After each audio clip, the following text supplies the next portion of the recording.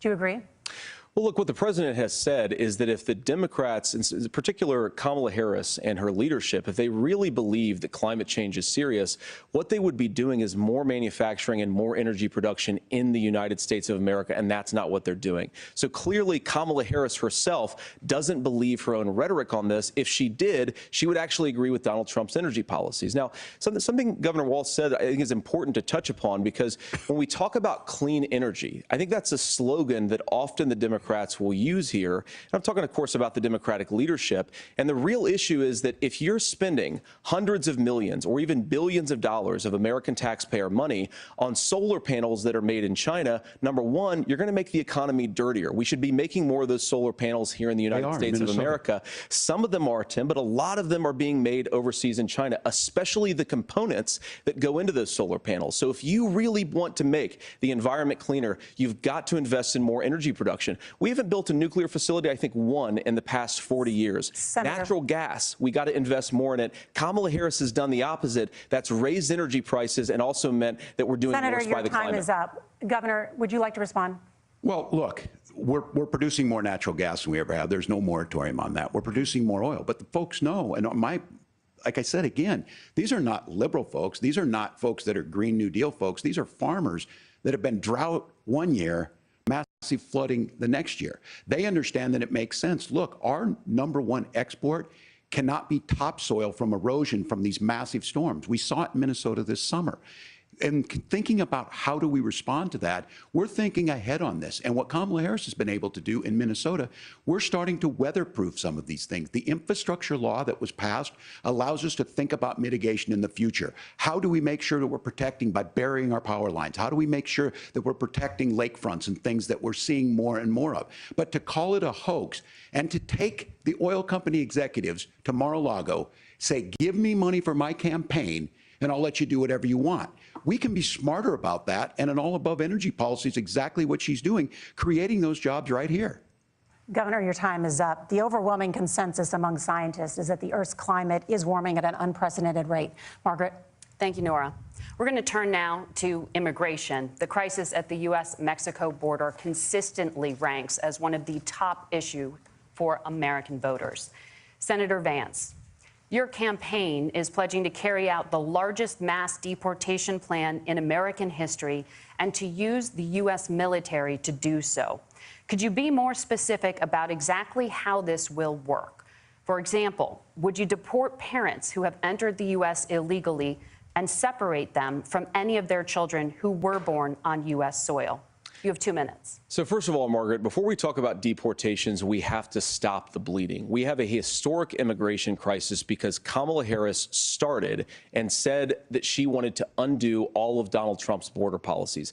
94 executive orders suspending deportations, decriminalizing illegal aliens, massively increasing the asylum fraud that exists in our system. That has opened the floodgates. And what it's meant is that a lot of fentanyl is coming into our country. I had a mother who struggled with opioid addiction and has gotten clean. I don't want people who are struggling with addiction to be deprived of their second chance because Kamala Harris let in fentanyl into our communities at record levels. So you've got to stop the bleeding. You've got to re-implement Donald Trump's border policies, build the wall, re-implement deportations. And that gets me to your point, Margaret, about what do we actually do? So we've got 25 million illegal aliens who are here in the country. What do we do with them? I think the first thing that we do is we start with the criminal migrants. About 1 million of those people have committed some form of crime in addition to crossing the border illegally. I think you start with deportations on those folks. And then I think you make it harder for illegal aliens to undercut the wages of American workers. A lot of people will go home if they can't work for less than minimum wage in our own country. And by the way, that'll be really good for our workers who just want to earn a fair wage for doing a good day's work. And the final point, Margaret, is you ask about family separation. Right now in this country, Margaret, we have 320,000 children that the Department of Homeland Security has effectively lost. Some of them have been sex trafficked. Some of them hopefully are at homes with their families. Some of them have been used as drug trafficking mules. The real family separation policy in this country is unfortunately Kamala Harris's wide open southern border. And I'd ask my fellow Americans to remember when she came into office, she said she was going to do this. Real leadership would be saying, you know what, I screwed up. We're going to go back to Donald Trump's border policies. I wish that she would do do that, it would be good for all of us. Governor, do you care to respond to any of those specific allegations, including that the vice president is, quote, letting in fentanyl and using kids as drug mules, among other things regarding children? The drug mule is not true, but I will say about this, about the fentanyl, because this is a crisis of this, the opioid crisis. And the good news on this is the last 12 months saw the largest decrease in opioid deaths in our nation's history, 30% decrease in Ohio, but there's still more work to do. But let's go back to this on immigration. Kamala Harris was the Attorney General of the largest state and a border state in California. She's the only person in this race who prosecuted transnational gangs for human trafficking and drug interventions. But look, we all want to solve this. Most of us want to solve this, and that is the United States Congress. That's the Border Patrol agents. That's the Chamber of Commerce. That's most Americans out here. That's why we had the fairest and the toughest bill on immigration that this nation's seen. It was crafted by a conservative senator from Oklahoma, James Lankford. I know him. He's super conservative, but he's a man of principle, wants to get it done. Democrats and Republicans worked on this piece of legislation. The Border Patrol said, this is what we need in here. These are the experts. And the Chamber of Commerce and the Wall Street Journal said, pass this thing. Kamala Harris helped get there. 1,500 new border agents, detection for drugs, DOJ money to speed up these the adjudications on this, just what America wants. But as soon as I was getting ready to pass and actually tackle this, Donald Trump said no, told them to vote against it because it gives him a campaign issue. It gives him to, what would Donald Trump talk about if we actually did some of these things? And they need to be done by the legislature. You can't just do this through the executive branch. So look, we have the options to do this. Donald Trump had 4 years. He had 4 years to do this. And he promised you, America, how easy it would be. I'll build you a big, beautiful wall, and Mexico will pay for it. Less than 2% of that wall got built, and Mexico didn't pay a dime. But here we are again, 9 years after he came down that escalator, dehumanizing people and telling them what he was going to do. As far as the deportation plan, at one point, Senator Vance said it was so unworkable to be laughable. So that's where we're at. Pass the bill, she'll sign it. Governor, your time is up. Senator, the question was, will you separate parents from their children, even if their kids are U.S. citizens? You have 1 minute. Margaret, my point is that we already have massive child separations thanks to Kamala Harris's open border. And I didn't accuse Kamala Harris of inviting drug mules. I said that she enabled the Mexican drug cartels to operate freely in this country. And we know that they use children as drug mules, and it is a disgrace, and it has to stop. Look, I think what Tim said just doesn't pass the smell test. For 3 years, Kamala Harris went out bragging that she was going to undo Donald Trump's border policy. She did exactly that. We had a record number of illegal crossings. We had a record number of fentanyl coming into our country. And now that she's running for president, or a few months before, she says that somehow she got religion and cared a lot about a piece of legislation. The only thing that she did when she became the vice president, when she became the appointed border czar, was to undo 94 Donald Trump executive actions that opened the border. This problem is leading to massive problems in the United States of America. Parents who can't afford health care, schools that are overwhelmed. It's got to stop, and it will when Donald Trump is president again. Senator, your time is up. Governor, what about our CBS News polling, which does show that a majority of Americans, more than 50%, support mass deportations? Look, we fix this issue with a bill that is necessary, but the issue on this is what happens when you don't want to solve it. You demonize it. And we saw this, and Senator Vance, and it surprises me on this, talking about and saying, I will create stories to bring attention to this. That vilified a large number of people who were here legally in the community of Springfield. The Republican governor said, it's not true, don't do it. There's consequences for this. There's consequences. We could come together. Senator Lankford did it. We could come together and solve this if we didn't let Donald Trump continue to make it an issue. And the consequences in Springfield were the governor had to send state law enforcement to escort kindergartners to school. I believe Senator Vance wants to solve this, but by standing with Donald Trump and not working together to find a solution, it becomes a talking point. And when it becomes a talking point like this, we dehumanize and villainize other human beings. Tim, Governor, your time is up. Senator, I'll give you 1 minute, but let me just ask you the question first. The governor has made the point, and I think as a sitting lawmaker, you know that Congress controls the purse strings and any funding. So you have said repeatedly that Donald Trump would, through executive action, solve this. Do you disagree that Congress controls the purse strings and would need to support many of the changes that you would actually want to implement? You have 1 minute. Look, Margaret, first of all, the gross majority of what we need to do at the southern border is just empowering law enforcement to do their job. I've been to the southern border more than our borders are. Kamala Harris has been. And it's actually heartbreaking because the Border Patrol agents, they just want to be empowered to do their job. Of course, additional resources would help, but most of this is about the president and the vice president empowering our law enforcement to say, if you try to come across the border illegally, you've got to stay in Mexico, you've got to go back through proper channels. Now, Governor Walz brought up the community of Springfield, and he's very worried about the things that I've said in Springfield. Look, in Springfield, Ohio, and in communities all across this country, you've got schools that are overwhelmed, you've got hospitals that are overwhelmed, you've got housing that is totally unaffordable because we brought in millions of illegal immigrants to compete with Americans for scarce homes. The people that I'm most worried about in Springfield, Ohio, are the American citizens who have had their lives destroyed by Kamala Harris's open border. It is a disgrace, Tim. And I actually think, I agree with you. I think you want to solve this problem, but I don't think that Kamala Harris does. Senator, your time is up. Governor, you have 1 minute to respond. Yeah, well, it is law enforcement that asked for the bill. They helped craft it. They're the ones that supported it. That's because they know we need to do this. Look, this issue of continuing to bring this up, of not dealing with it, of blaming migrants for everything. On housing, we could talk a little bit about Wall Street speculators buying up housing and making them less affordable, but it becomes a blame. Look, this bill also gives the money necessary to adjudicate. I agree. It should not take 7 years for an asylum claim to be done. This bill gets it done in 90 days. Then you start to make a difference in this, and you start to adhere to what we know, American principles. I don't talk about my faith a lot, but Matthew 25:40 talks about, to the least amongst us you do unto me. I think that's true of most Americans. They simply want order to it. This bill does it. It's funded. It's supported by the people who do it, and it lets us keep our dignity about how we treat other people.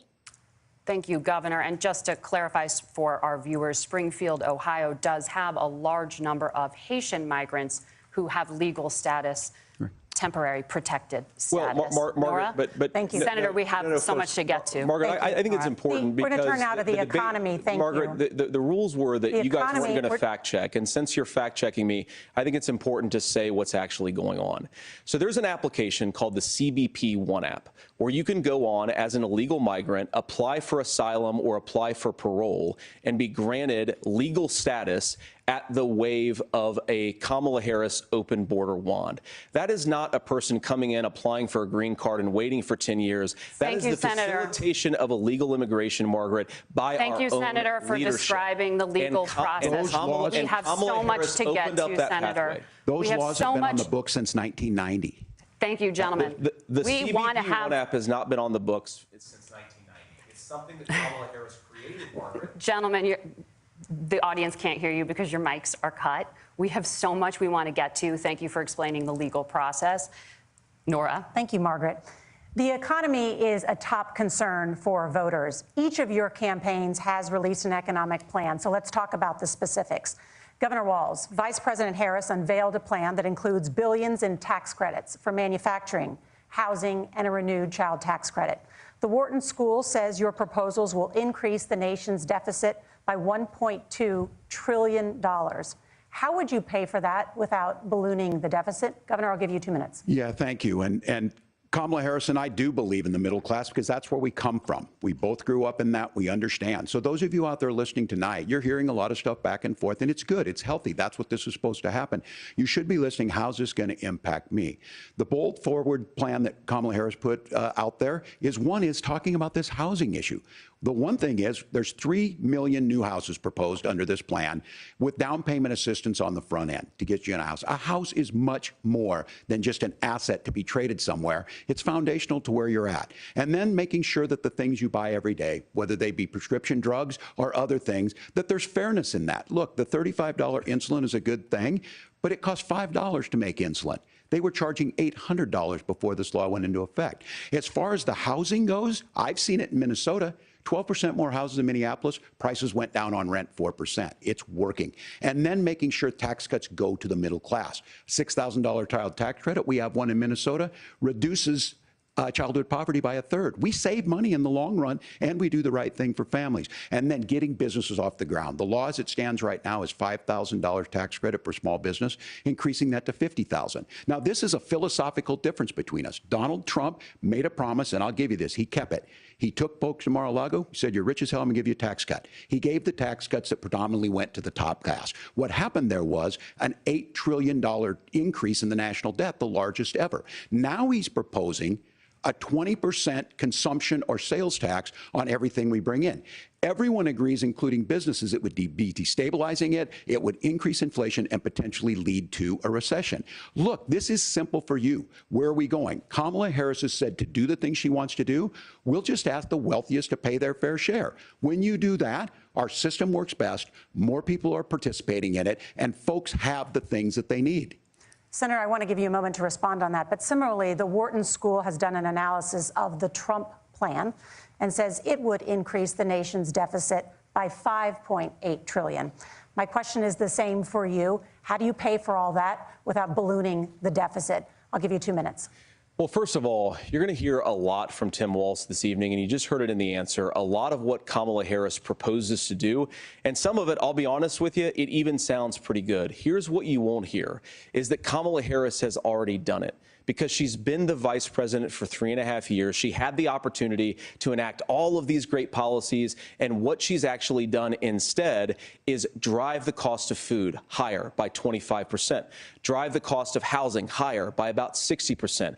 Open the American southern border and make middle-class life unaffordable for a large number of Americans. If Kamala Harris has such great plans for how to address middle-class problems, then she ought to do them now. Not when asking for a promotion, but in the job the American people gave her 3.5 years ago. And the fact that she isn't tells you a lot about how much you can trust her actual plans. Now, Donald Trump's economic plan is not just a plan, but it's also a record. A lot of those same economists attack Donald Trump's plans, and they have PhDs, but they don't have common sense and they don't have wisdom, because Donald Trump's economic policies delivered the highest take-home pay in a generation in this country, 1.5% inflation, and to boot, peace and security all over the world. So when people say that Donald Trump's economic plan doesn't make sense, I say look at the record. He delivered rising take-home pay for American workers. Now, Tim admirably admits that they want to undo the Trump tax cuts. But if you look at what was so different about Donald Trump's tax cuts, even from previous Republican tax cut plans, is that a lot of those resources went to giving more take-home pay to middle-class and working-class Americans. It was passed in 2017, and you saw an American economic boom unlike we've seen in a generation in this country. That is a record that I'm proud to run on, and we're going to get back to that common sense wisdom so that you can afford to live the American dream again. I know a lot of you are struggling. I know a lot of you are worried about paying the bills. It's going to stop when Donald Trump brings back common sense to this country. Governor, do you want to respond to that? What has Kamala Harris done for the middle class? Yeah, well, Kamala Harris's day one was Donald Trump's failure on COVID that led to the collapse of our economy. We were already before COVID in a manufacturing recession, but 10 million people out of work, largest percentage since the Great Depression. 9 million jobs closed on that. That was day one, whether it was the Infrastructure Act or other things we moved. Now, you made a question about experts, said this. I've made a note of this. Economists can't be trusted. Science can't be trusted. National security folks can't be trusted. Look, if you're going to be president, you don't have all the answers. Donald Trump believes he does. My pro tip of the day is this. If you need heart surgery, listen to the people at the Mayo Clinic in Rochester, Minnesota, not Donald Trump. And the same thing goes with this. And I ask you out there, teachers, nurses, truck drivers, or whatever, how is it fair that you're paying your taxes every year and Donald Trump hasn't paid any federal tax in the last 15 years, and the last year as president? That's what's wrong with the system. There's a way around it, and he's bragged about that. We're just asking for fairness in it, and that's all you want. You have a minute. Governor, you say trust the experts. But those same experts for 40 years said that if we shipped our manufacturing base off to China, we'd get cheaper goods. They lied about that. They said if we shipped our industrial base off to other countries, to Mexico and elsewhere, it would make the middle class stronger. They were wrong about that. They were wrong about the idea that if we made America less self-reliant, less productive in our own nation, that it would somehow make us better off, and they were wrong about it. And for the first time in a generation, Donald Trump had the wisdom and the courage to say to that bipartisan consensus, we're not doing it anymore. We're bringing American manufacturing back. We're unleashing American energy. We're going to make more of our own stuff. And this isn't just an economic issue. I mean, I've got 3 beautiful little kids at home, 7, 4, and 2, and I love them very much, and I hope they're in bed right now. But look, so many of the drugs, the pharmaceuticals that we put in the bodies of our children are manufactured by nations that hate us. This has to stop, and we're not going to stop it by listening to experts. We're going to stop it by listening to common sense wisdom, which is what Donald Trump governed on. Senator, your time is up. Governor Walz, can you address that? I mean, voters say they trust Donald Trump on the economy more. Why? Well, if you're listening tonight and you want billionaires to get tax cuts, you heard what the numbers were. Look, I'm a union guy on this. I'm not a guy who wanted to ship things overseas, but I understand that, look, we produce soybeans and corn. We need to have fair trading partners. That's something that we believe in. I think the thing that most concerns me on this is Donald Trump was the guy who created the largest trade deficit in American history with China. So the rhetoric is good. Much of what the senator said right there, I'm in agreement with him on this. I watched it happen too. I watched it to my communities, and we talked about that. But we had people undercutting the right to collectively bargain. We had right to work states made it more difficult. We had companies that were willing to ship it over, and we saw people profit. Folks that are venture capital in some cases, putting money into companies that were overseas. We're in agreement that we bring those home. The issue is Donald Trump is talking about it. Kamala Harris has a record, 250,000 more manufacturing jobs just out of the IRA. May I respond to that? Yes. So appreciate that. So if you notice, what Governor Walz just did is he said, first of all, Donald Trump has to listen to the experts. And then when he acknowledged that the experts screwed up, he said, well, Donald Trump didn't do nearly as good of a job as the statistics that's a gross generalization. that he did. So what Tim Walz is doing, and I honestly, Tim, I think you got a tough job here, because you've got to play whack-a-mole. You've got to pretend that Donald Trump didn't deliver rising take-home pay, which of course he did. You've got to pretend that Donald Trump didn't deliver lower inflation, which of course he did. And then you simultaneously got to defend Kamala Harris's atrocious economic record, which has made gas, groceries, and housing unaffordable for American citizens. I was raised by a woman who would sometimes go into medical debt so that she could put food on the table in our household.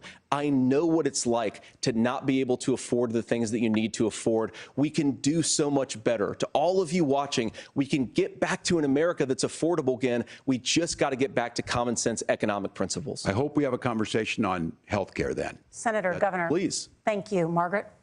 We have a lot to get to ahead, gentlemen, on many topics. But right now, I want to talk about personal qualifications. The vice president is often the last voice the president hears before making consequential decisions. We want to ask you about your leadership qualities. Governor Walz, you said you were in Hong Kong during the deadly Tiananmen Square protests in the spring of 1989. But Minnesota Public Radio and other media outlets are reporting that you actually didn't travel to Asia until August of that year. Can you explain that discrepancy? Yeah, well, and to the folks out there who didn't get at the top of this, look, I grew up in small rural Nebraska, town of 400, town that you rode your bike with your buddies till the streetlights come on, and I'm proud of that service. I joined the National Guard at 17, worked on family farms, and then I used the GI Bill to become a teacher, passionate about it, a young teacher. My first year out, I got the opportunity in the summer of '89 to travel to China. 35 years ago, be able to do that. I came back home and then started a program to take young people there. We would take basketball teams, we would take baseball teams, we would take dancers, and we would go back and forth to China. The issue for that was to try and learn. Now, look, my community knows who I am. They saw where I was at. Look, I will be the first to tell you, I have poured my heart into my community. I've tried to do the best I can, but I've not been perfect. And I'm a knucklehead at times, but it's always been about that. Those same people elected me to Congress for 12 years. And in Congress, I was one of the most bipartisan people, working on things like farm bills that we got done, working on veterans benefits. And then the people of Minnesota were able to elect me to governor twice.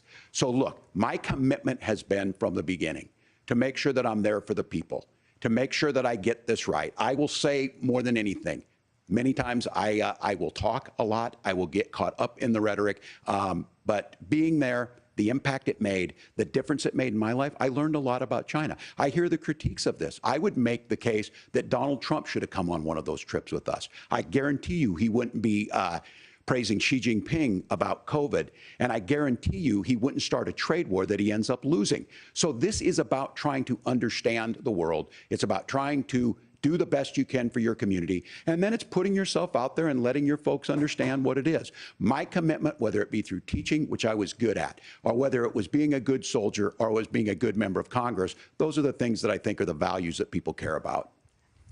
Governor, just to follow up on that, the question was, can you explain the discrepancy? All I said on this was I got there that summer and misspoke on this. So I will just, that's what I've said. So I was in Hong Kong and China during the democracy protests went in. And from that, I learned a lot of what needed to be in governance. Thank you, Governor. Senator Vance, in 2016, you called your running mate, Donald Trump, unfit for the nation's highest office, and you said he could be America's Hitler. I know you've been asked many times, and you've said you regret those comments and explained you then voted for Donald Trump in 2020. But the Washington Post reported new messages last week in which you also disparaged Trump's economic record while he was president, writing to someone in 2020, quote, Trump thoroughly failed to deliver his economic populism.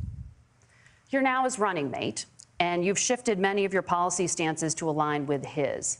If you become vice president, why should Americans trust that you will give Donald Trump the advice he needs to hear and not just the advice he wants to hear? You have 2 minutes. Well, first of all, Margaret, because I've always been open. And sometimes, of course, I've disagreed with the president, but I've also been extremely open about the fact that I was wrong about Donald Trump. I was wrong, first of all, because I believed some of the media stories that turned out to be dishonest fabrications of his record. But most importantly, Donald Trump delivered for the American people. Rising wages, rising take-home pay, an economy that worked for normal Americans, a secure southern border, a lot of things, frankly, that I didn't think he'd be able to deliver on. And yeah, when you screw up, when you misspeak, when you get something wrong and you change your mind, you ought to be honest with the American people about it. It's one of the reasons, Margaret, why I've done so many interviews is because I think it's important to actually explain to the American people where I come down on the issues and what changed. Now, you pointed out to messages from 2020. Margaret, I've been extremely consistent that I think there were a lot of things that we could have done better in the Trump administration the first round if Congress was doing its job. I strongly believe, and I've been a United States Senator, that Congress is not just a high-class debating society. It's not just a forum for senators and congressmen to whine about problems. It's a forum to govern. So there were a lot of things on the border, on tariffs, for example, where I think that we could have done so much more if the Republican Congress and the Democrats in Congress had been a little bit better about how they govern the country. They were so obsessed with impeaching Donald Trump, they couldn't actually govern. And I want to talk about this tariff, Margaret, because Tim just accused this of being a national sales tax. Look, the one thing, and you're probably surprised to hear me praising Joe Biden, but the one thing that Joe Biden did is he continued some of the Trump tariffs that protected American manufacturing jobs. And it's the one issue, the most pro-worker part of the Biden administration, it's the one issue where Kamala Harris has run away from Joe Biden's record. Think about this. If you're trying to employ slave laborers in China at $3 a day, you're going to do that and undercut the wages of American workers unless our country stands up for itself and says you're not accessing our markets unless you're paying middle-class Americans a fair wage. Senator, your time is up. Nora? Thank you. Now to the issue of reproductive rights. Governor Walz, after Roe versus Wade was overturned, you signed a bill into law that made Minnesota one of the least restrictive states in the nation when it comes to abortion. Former President Trump said in the last debate that you believe abortion, quote, in the 9th month is absolutely fine. Yes or no? Is that what you support? I'll give you 2 minutes. That's not what the bill says. But look, this issue is what's on everyone's mind. Donald Trump put this all into motion. He brags about how great it was that he put the judges in and overturned Roe versus Wade, 52 years of personal autonomy. And then he tells us, oh, we send it to the states. It's a beautiful thing. Amanda Zaworski would disagree with you on it's a beautiful thing. A young bride in Texas waiting for their child at 18 weeks. She has a complication, a tear in the membrane. She needs to go in. The medical care at that point needs to be decided by the doctor. And that would have been an abortion. But in Texas, that would have put them in legal jeopardy. She went home, got sepsis, nearly dies, and now she may have difficulty having children. Or in Kentucky, Hadley Duvall, a 12-year-old child raped and impregnated by her stepfather. Those are horrific. Now, when God asked about that, Senator Vance said, 2 wrongs don't make a right. There is no right in this. So in Minnesota, what we did was restore Roe versus Wade. We made sure that we put women in charge of their health care. But look, this is not where, if you don't know Amanda or a Hadley, you soon will. Their Project 2025 is going to have a registry of pregnancies. It's going to make it more difficult, if not impossible, to get contraception and limit access, if not eliminate access to infertility treatments. For so many of you out there listening, me included, infertility treatments are why I have a child. That's nobody else's business, but those things are being proposed. And the catch-all on this is, well, the states will decide what's right for Texas might not be right for Washington. That's not how this works. This is basic human right. We have seen maternal mortality skyrocket in Texas, outpacing many other countries in the world.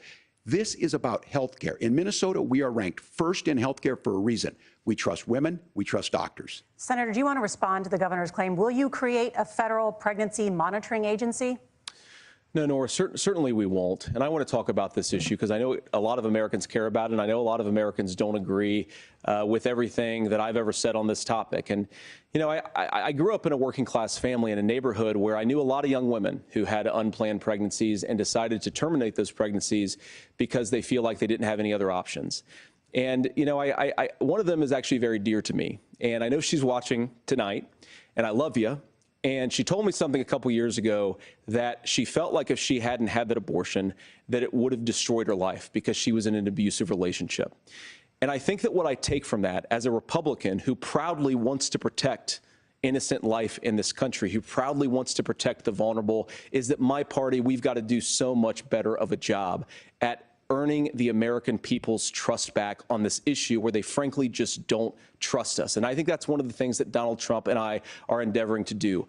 I want us as a Republican Party to be pro-family in the fullest sense of the word. I want us to support fertility treatments. I want us to make it easier for moms to afford to have babies. I want it to make it easier for young families to afford a home so they can afford a place to raise that family. And I think there's so much that we can do on the public policy front just to give women more options.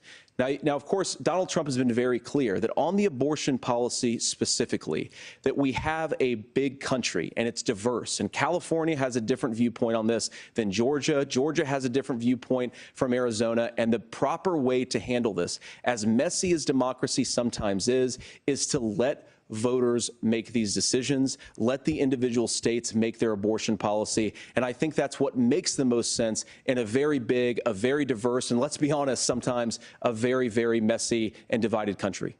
Governor, would you like to respond and also answer the question about restrictions? Yeah, well, the question got asked and Donald Trump made the accusation that wasn't true about Minnesota. Well, let me tell you about this idea that there's diverse states. There's a young woman named Amber Thurman. She happened to be in Georgia, a restrictive state. Because of that, she had to travel a long distance to North Carolina to try and get her care. Amber Thurman died in that journey back and forth. The fact of the matter is, how can we as a nation say that your life and your rights, as basic as the right to control your own body, is determined on geography? There's a very real chance had Amber Thurman lived in Minnesota, she would be alive today. That's why the restoration of Roe versus Wade. When you listen to Vice President Harris talk about this subject and you hear me talk about it, you hear us talking exactly the same. Donald Trump is trying to figure out how to get the political right of this. I agree with a lot of what Senator Vance said about what's happening. His running mate, though, does not, and that's the problem.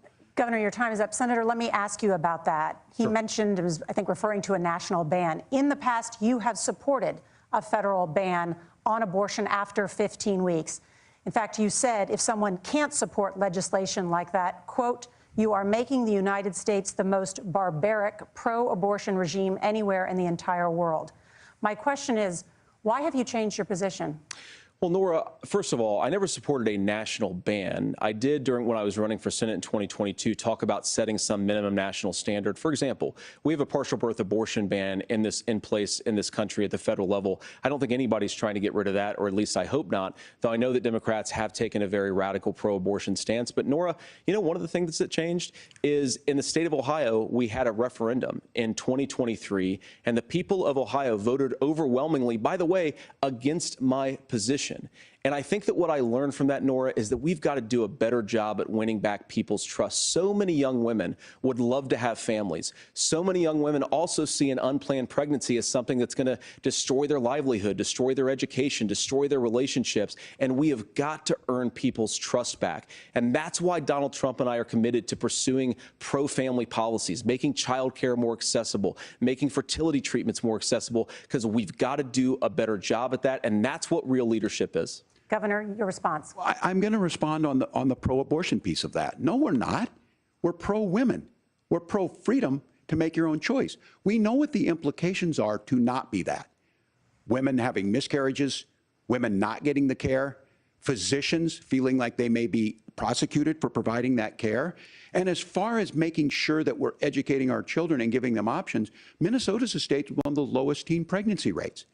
We understand that too. We know that the options need to be available, and we make that true. We also make it, we're a top 3 state for the best place to raise children. But these two things, to try and say that we're pro-children, but we don't like this, or you guys are pro-abortion, that's not the case at all. We are pro-freedoms for women to make their choices, and we're going, and Kamala Harris is making the case, to make options for children more affordable, a $6,000 child tax credit, but we're not going to base that on the backs of making someone like Amber Thurman drive 600 miles to try and get health care. Senator? May I respond to that? First of all, Governor, I agree with you. Amber Thurman should still be alive, and there are a lot of people who should still be alive, and I certainly wish that she was. And maybe you're free to disagree with me on this and explain this to me, but as I read the Minnesota law that you signed into law, the statute that you signed into law, it says that a doctor who presides over an abortion where the baby survives, the doctor is under no obligation to provide life-saving care to a baby who survives a botched late-term abortion.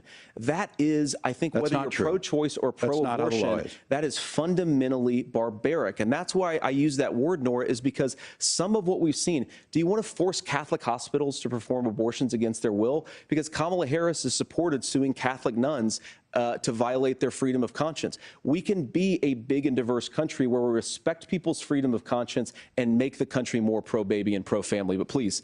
Yes, Governor, please respond. Look, this is one where there's always something there. This is a very simple proposition. These are women's decisions to make about their healthcare decisions, and the physicians who know best when they need to do this. Trying to distort the way a law is written to try and make a point, that's not it at all. What was I wrong about, Governor? Please tell me, what was I wrong about? That is not the way the law is written. Look, I've given this advice on a lot of things, that getting involved, that's been misread, and it was fact-checked at the last debate.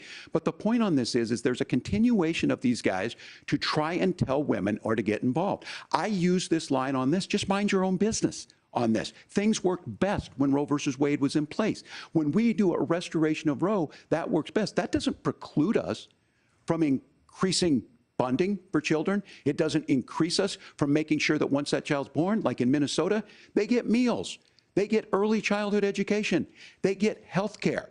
So the hiding behind we're going to do all these other things when you're not proposing them in your budget, Kamala Harris is proposing them. She's proposing all those things to make life easier for families. I asked a specific question, Governor. You gave me a slogan as a response. It's not the case. It's not true. That's not what the law says. So they fact-checked it with President Trump.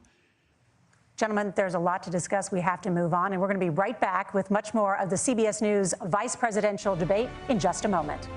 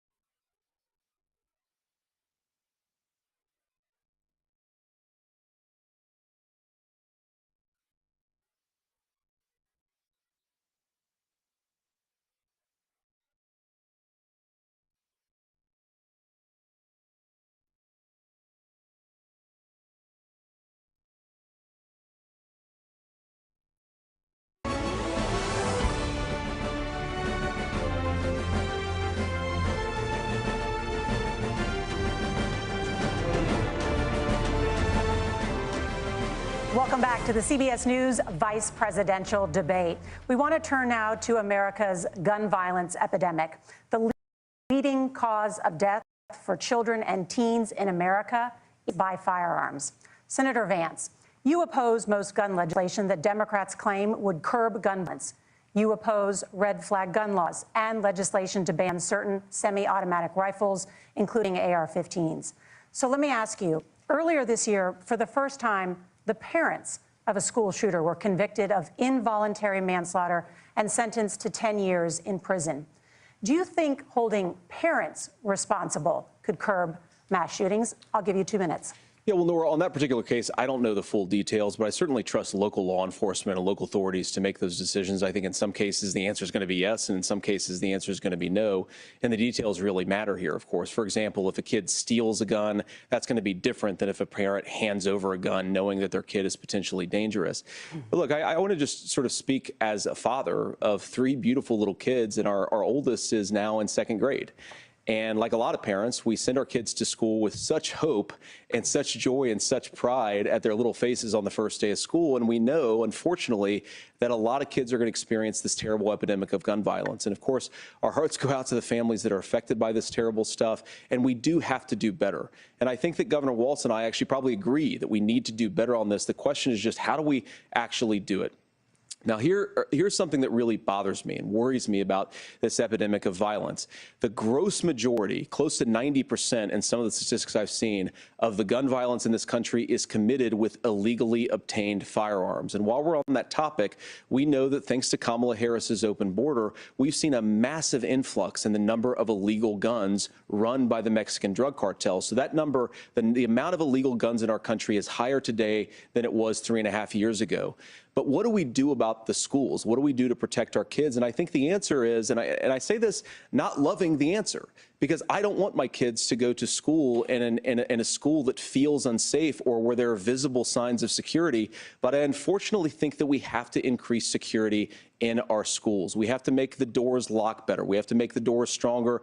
We've got to make the windows stronger. And of course, we've got to increase school resource officers, because the idea that we can magically wave a wand and take guns out of the hands of bad guys, it just doesn't fit with recent experience. So we've got to make our schools safer. And I think we've got to have some common sense bipartisan solutions for how to do that. Governor, you have 2 minutes. Well, I think all the parents watching tonight, this is your biggest nightmare. Look, I got a 17-year-old, and he witnessed a shooting at a community center playing volleyball. Those things don't leave you. As a member of Congress, I sat in my office surrounded by dozens of the Sandy Hook parents, and they were looking at my 7-year-old picture on the wall. Their 7-year-old were dead, and they were asking us to do something. And look, I'm a hunter. I own firearms. The vice president is. We understand that the Second Amendment is there, but our first responsibility is to our kids to figure this out. In Minnesota, we've enacted enhanced red flag laws, enhanced background checks, and we can start to get data. But here's the problem. If we really want to solve this, we've got folks that won't allow research to be even done on gun violence. And this idea that we should just live with it, and here's what I do think, that this is a good start to the conversation. I 100% believe that Senator Vance hates it when these kids, it's abhorrent and it breaks your heart. I agree with that. But that's not far enough when we know there are things that worked. I've spent time in Finland and seen some Finnish schools. They don't have this happen, even though they have a high gun ownership rate in the country. There are reasonable things that we can do to make a difference. It's not infringing on your Second Amendment. And the idea to have some of these weapons out there, it just doesn't make any sense. Kamala Harris, as an attorney general, worked on this issue. She knows that it's there. No one's trying to scaremonger and say we're taking your guns, but I ask all of you out there, do you want your schools hardened to look like a fort? Is that what we have to go? When we know there's countries around the world that their children aren't practicing these types of drills.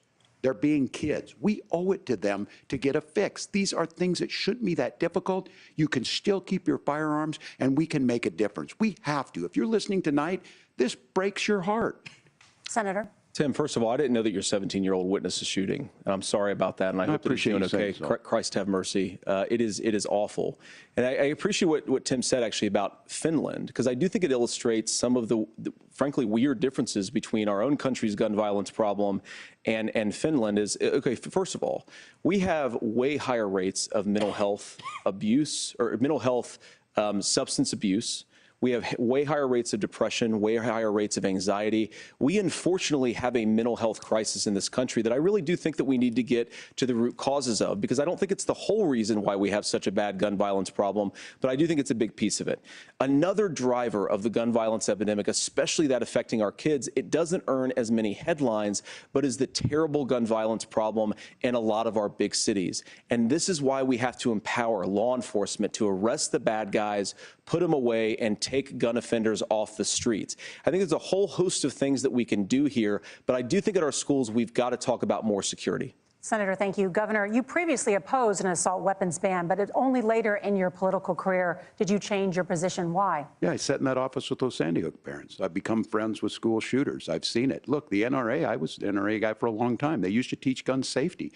I'm of an age where my shotgun was in my car so I could pheasant hunt after football practice. That's not where we live today. And several things I want to mention on this is talking about cities and where it's at. The number one where the most firearm deaths happen in Minnesota are rural suicides. And we have an epidemic of children getting guns and shooting themselves. And so we have, and we should look at all of the issues.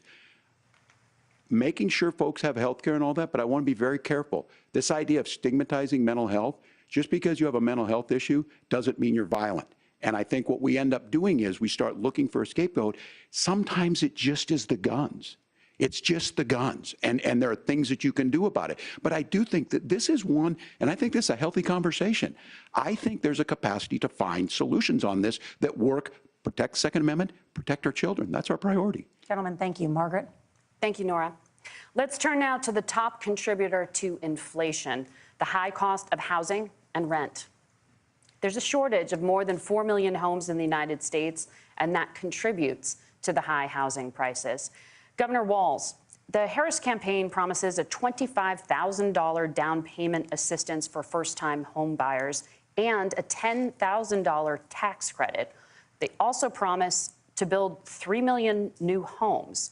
Where are you building these homes, and won't handing out that kind of money just drive up prices higher? No, it's not handing out. We have, first, let me say this issue of housing, and I think those of you listening on this, the problem we've had is that we've got a lot of folks that see housing as another commodity.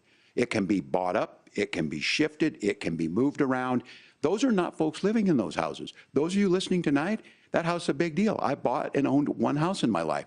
My mom still lives in the house where I was. And when I think of a house, I'm thinking of Christmas services after midnight mass where you go with your family. We need to make it more affordable. And one of the things, as I said, this program that the Vice President is pushing forward and bringing a new way of approaching this is something we're doing in Minnesota from that lead. We in the state invested in making sure our housing was the biggest investment that we'd ever made in housing.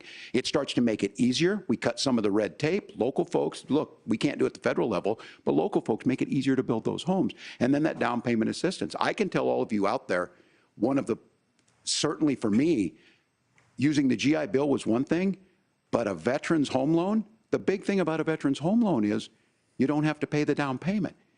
Those are things that make it there. Now, look, you're going to pay it back, and you're going to pay your mortgage. Those are things that we know in the long run, the appreciated value, the generational wealth that's created from it. And I will give Minneapolis an example. Minneapolis is the one city where we've seen the lowest inflation rates. We've seen a 12% increase in stock because we've put some of these things in, and we're implementing a state program to make sure we give some of that down payment assistance. We get it back from people because here's what we know. People with stable housing end up with stable jobs. People with stable housing have their kids able to get to school. All of those things in the long run end up saving our money. And that's the thing that I think we should be able to find some common ground in, but we can't blame immigrants for the only reason. That's not the case that's happening in many cities. The fact of the matter is that we don't have enough naturally affordable housing, but we can make sure that the government's there to help kickstart it, create that base. Governor, your time is up. Senator Vance, as far as your campaign's position, the promise is to seize federal lands to build homes, remove regulation, provide tax breaks, and cut back on immigration, which you say pushes up prices.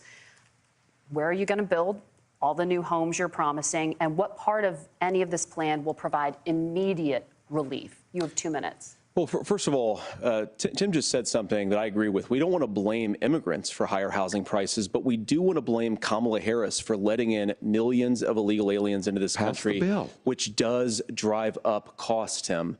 25 million illegal aliens competing with Americans for scarce homes is one of the most significant drivers of home prices in the country. It's why we have massive increases in home prices that have happened right alongside massive increases in illegal alien populations under Kamala Harris's leadership. Now, Tim just mentioned a bunch of ideas.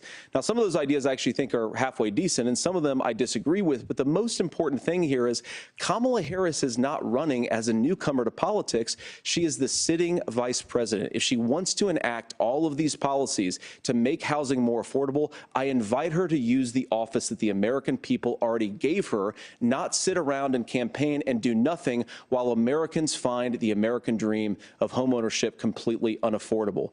Now, you asked, Margaret, what would immediately change the equation for American citizens? If you lower energy prices, as Donald Trump says, drill, baby, drill, one of the biggest drivers of housing costs aside from illegal immigration is, think about it, if a truck driver's paying 40% more for diesel, then the lumber he's delivering to the job site to build the house is also going to become a lot more expensive. If we open up American energy, you will get immediate pricing relief for American citizens, not, by the way, just in housing, but in a whole host of other economic goods, too. Senator Vance, you still have 23 seconds there. Do you want to answer? Can I have it? Where, yeah. Governor, we will get to you in a moment. But, Senator, where are you going to seize the federal lands? Can you clarify?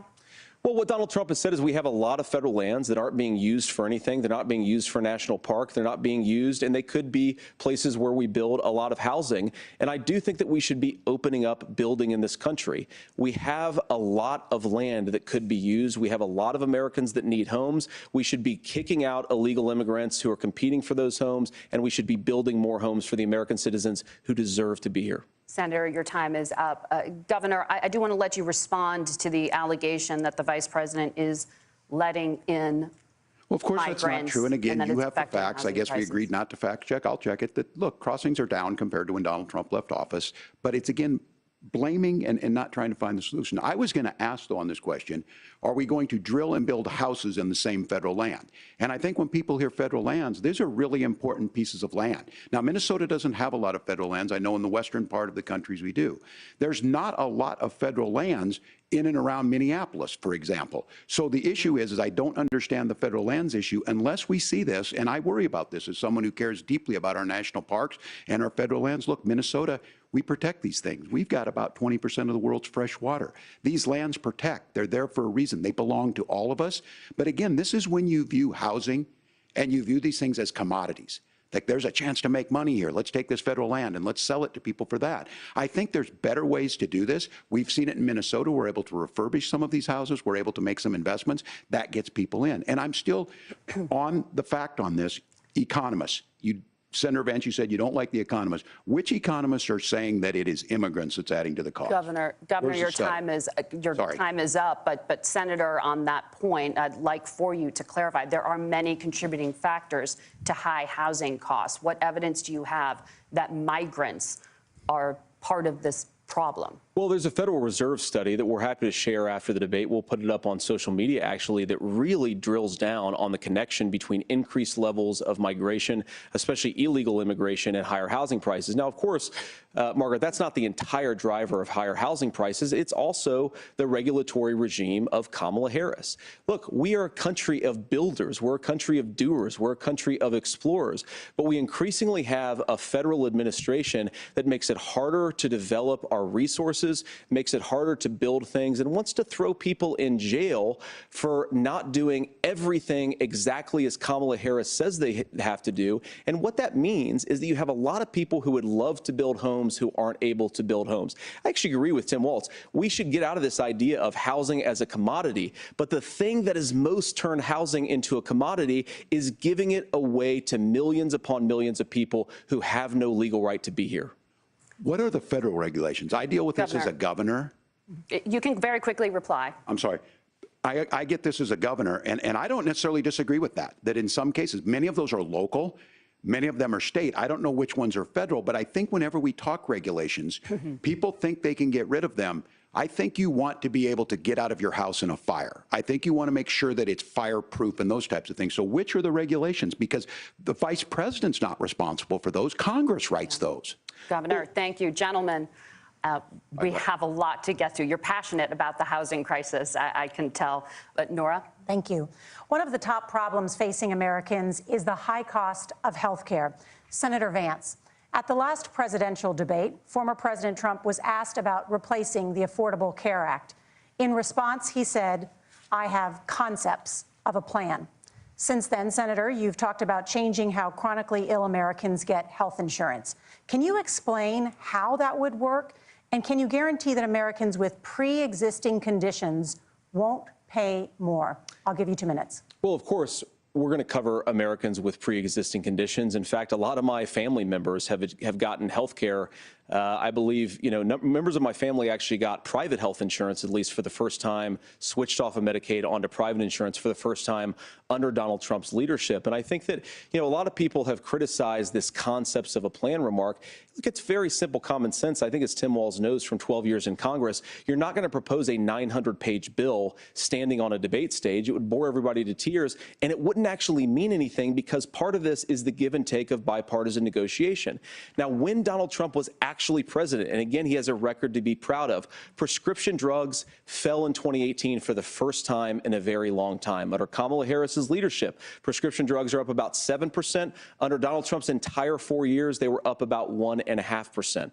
He introduced pricing transparency. Think about healthcare. You go into a hospital, you try to buy something, and nobody knows what it actually costs. That price transparency will actually give American consumers a little bit more choice and will also drive down costs. And we talked about, the reinsurance regulations is what I was talking about. Look, Donald Trump has said that if we allow states to experiment a little bit on how to cover both the chronically ill but the non-chronically ill, it's not just a plan. He actually implemented some of these regulations when he was president of the United States. And I think you can make a really good argument that it salvaged Obamacare, which was doing disastrously until Donald Trump came along. And I think this is an important point about President Trump. Of course, you don't have to agree with everything that President Trump has ever said or ever done. But when Obamacare was crushing under the weight of its own regulatory burden and health care costs, Donald Trump could have destroyed the program. Instead, he worked in a bipartisan way to ensure that Americans had access to affordable care. It's not perfect, of course, and there's so much more that we can do. But I think that Donald Trump has earned the right to put in place some better health care policies. He's earned it because he did it successfully the first time. Governor? All right, here's where being an old guy gives you some history. I was there at the creation of the ACA. And the reason it was so important is I come from a major healthcare state, home of the Mayo Clinic, home to Medical Alley, 3M, Medtronic, all of those. We understand healthcare. It's why we're ranked first on affordability and accessibility and quality of healthcare. And so what I know is under Kamala Harris, more people are covered than they have before. And those of you listening, this is critical to you. Now, Donald Trump all of a sudden wants to go back and remember this. He ran on the first thing he was going to do on day one was to repeal Obamacare. On day one, he tried to sign an executive order to repeal the ACA. He signed on to a lawsuit to repeal the ACA, but lost at the Supreme Court. And he would have repealed the ACA had it not been for the courage of John McCain to save that bill. Now, fast forward, what that means to you is you lose your pre-existing conditions. If you're sitting at home and you got asthma, too bad. If you're a woman, probably not. Broke your foot during football, might kick you out. Your kids get kicked out when they're 26. Kamala Harris negotiated drug prices for the first time with Medicare. We have 10 drugs that will come online, the most common ones that'll be there. But look, this issue, and when Donald Trump said, I've got a concept of a plan, it cracked me up as a fourth grade teacher because my kids would have never given me that. But what Senator Vance just explained might be worse than a concept, because what he explained is pre-Obamacare. And I'll make this as simple as possible because I have done this for a long time. What they're saying is, if you're healthy, why should you be paying more? So what they're going to do is let insurance companies pick who they insure, because guess what happens? You pay your premium, it's not much. They figure they're not going to have to pay out to you. But those of you a little older, gray, got cancer, you're going to get kicked out of it. That's why the system didn't work. Kamala Harris will protect and enhance the ACA. Governor, thank you. Senator, you have not yet explained how you would protect people with pre-existing conditions or laid out that plan. Well, look, we currently have laws and regulations in place right now that protect people with pre-existing conditions. We want to keep those regulations in place, but we also want to make the health insurance marketplace function a little bit better. Now, what Governor Walz just said is actually not true. A lot of what happened, and the reason that Obamacare was crushing under its own weight, is that a lot of young and healthy people were leaving the exchanges. Donald Trump actually helped address that problem, and he did so in a way that preserved people's access to coverage who had pre-existing conditions. But again, something that these guys do is they make a lot of claims about if Donald Trump becomes president, all of these terrible consequences are going to ensue. But in reality, Donald Trump was president. Inflation was low. Take-home pay was higher. And he saved the very program from a Democratic administration that was collapsing and would have collapsed absent his leadership. He did his job, which is govern in a bipartisan way and get results, not just complain about problems, but actually solve them. Governor, did enrollment under the Affordable Care Act go up under the Trump administration? It's higher now that we've seen it go up. Look, people are using it. The system works. And the question about this of young people or whatever, that's the individual mandate piece of this. And Republicans fought tooth and nail saying, well, Americans should be free to do this. Well, then what happens is... So you think the individual mandate's a good idea? You shrink. I think the idea of making sure the risk pool is broad enough to cover everyone, that's the only way insurance works. When it doesn't, it collapses. You are asking pre-ACA where we get people out. Look, people know that they need to be on health care. People expect it to be there. And when we are able to make it, and we are making it this way, when we incentivize people to be in the market, when we help people who might not be able to afford it get there, and we make sure then when you get sick and old, it's there for you. Because I heard people say, well, I don't want to buy into Medicare or whatever. Good luck buying health care once you get past 70. So look, the ACA works. We can continue to do better. Kamala Harris did that. The way she made everything better was negotiating those 10 drugs on Medicare for the first time in American history. Thank you. Margaret? Can I address that? I apologize. We're out of time. We have a number of subjects to discuss. Margaret? Let's talk about families in America. There is a child care crisis in this country, and the United States is one of the very few developed countries in the world without a national paid leave program for new parents. Governor Walz, you've said that if Democrats win both the White House and Congress, this is a day one priority for you.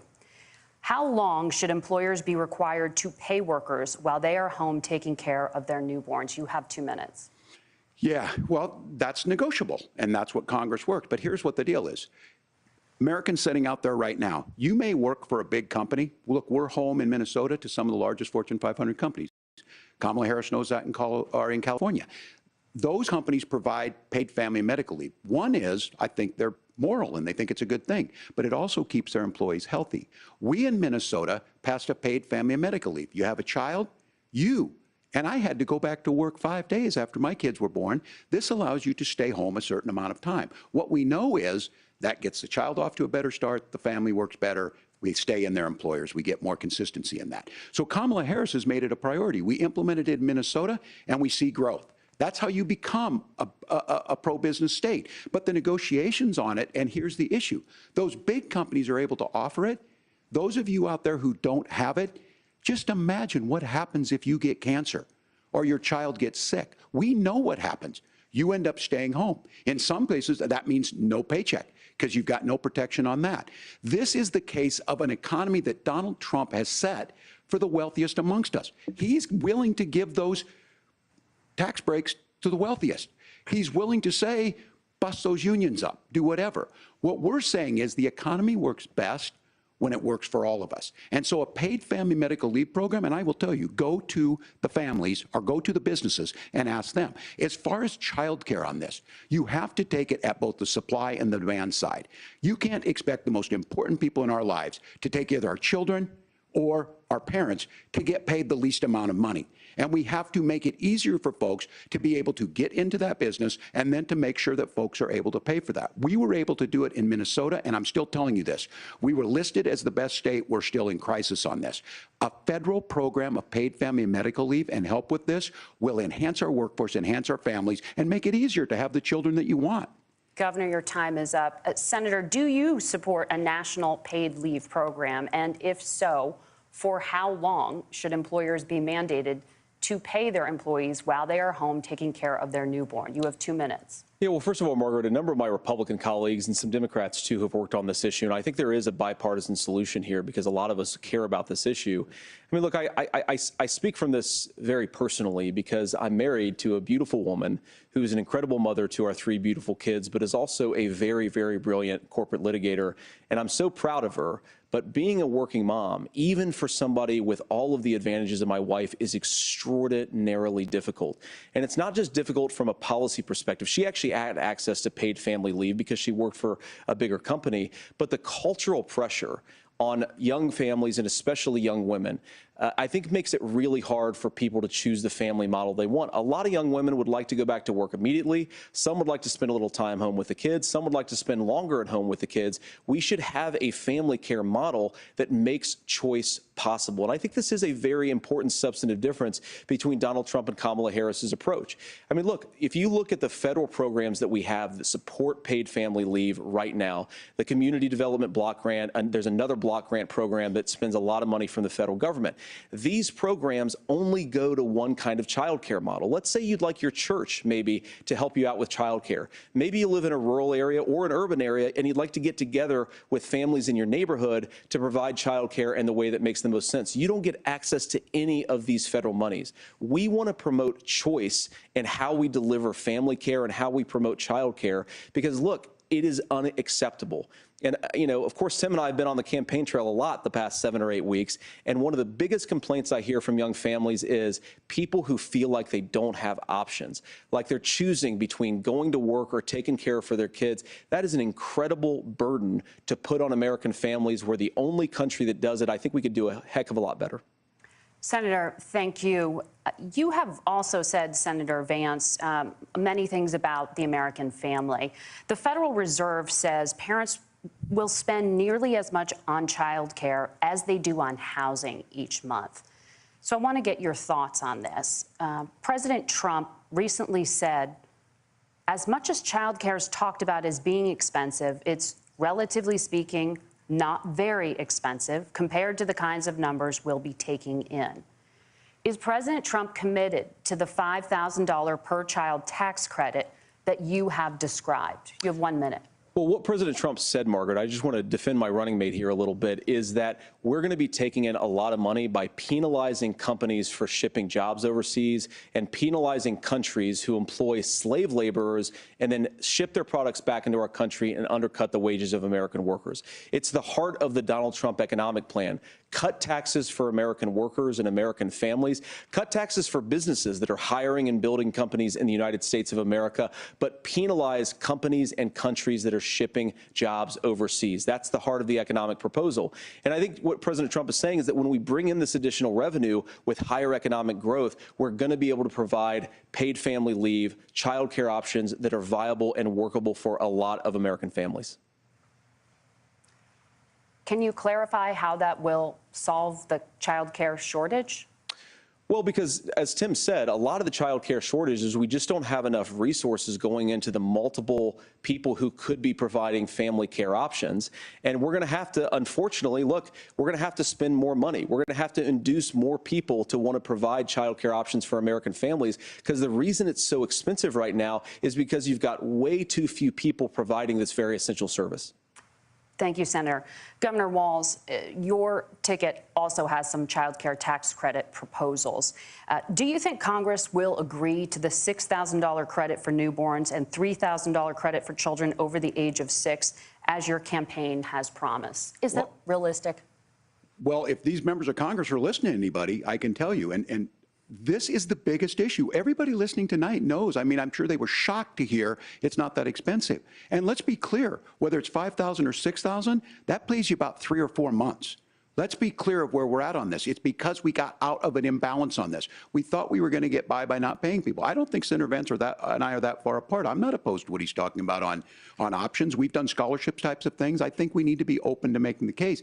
But the issue here is, the question you asked is, you're not going to pay for it with these tariffs. That's just adding another $4,000 on the family and taking less. So not only do they not get the money to pay for that, they're $4,000 in the hole. That's Wharton School. That's his alma mater. And so I think the issue here is, if those members of Congress, I can't believe they're not. When I go to businesses, sure, they'll talk about taxes sometime, but they will lead with childcare and they will lead with housing, because we know the problem is, especially in a state like Minnesota, we need more workers because our economy's growing, but we need the workforce.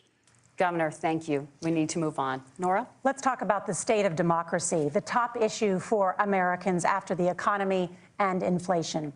After the 2020 election, President Trump's campaign and others filed 62 lawsuits contesting the results. Judges, including those appointed by President Trump and other Republican presidents, looked at the evidence and said there was no widespread fraud. The governors of every state in the nation, Republicans and Democrats, certified the 2020 election results and sent a legal slate of electors to Congress for January 6th.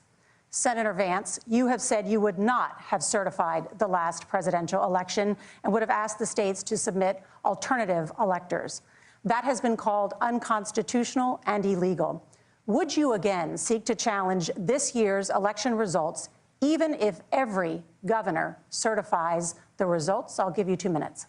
Well, Nora, first of all, I think that we're focused on the future. We need to figure out how to solve the inflation crisis caused by Kamala Harris's policies, make housing affordable, make groceries affordable, and that's what we're focused on. But I want to answer your question because you did ask it. Look, what President Trump has said is that there were problems in 2020, and my own belief is that we should fight about those issues, debate those issues peacefully in the public square, and that's all I've said, and that's all that Donald Trump has said. Remember, he said that on January the 6th, the protesters ought to protest peacefully. And on January the 20th, what happened? Joe Biden became the president, Donald Trump left the White House, and now, of course, unfortunately, we have all of the negative policies that have come from the Harris-Biden administration.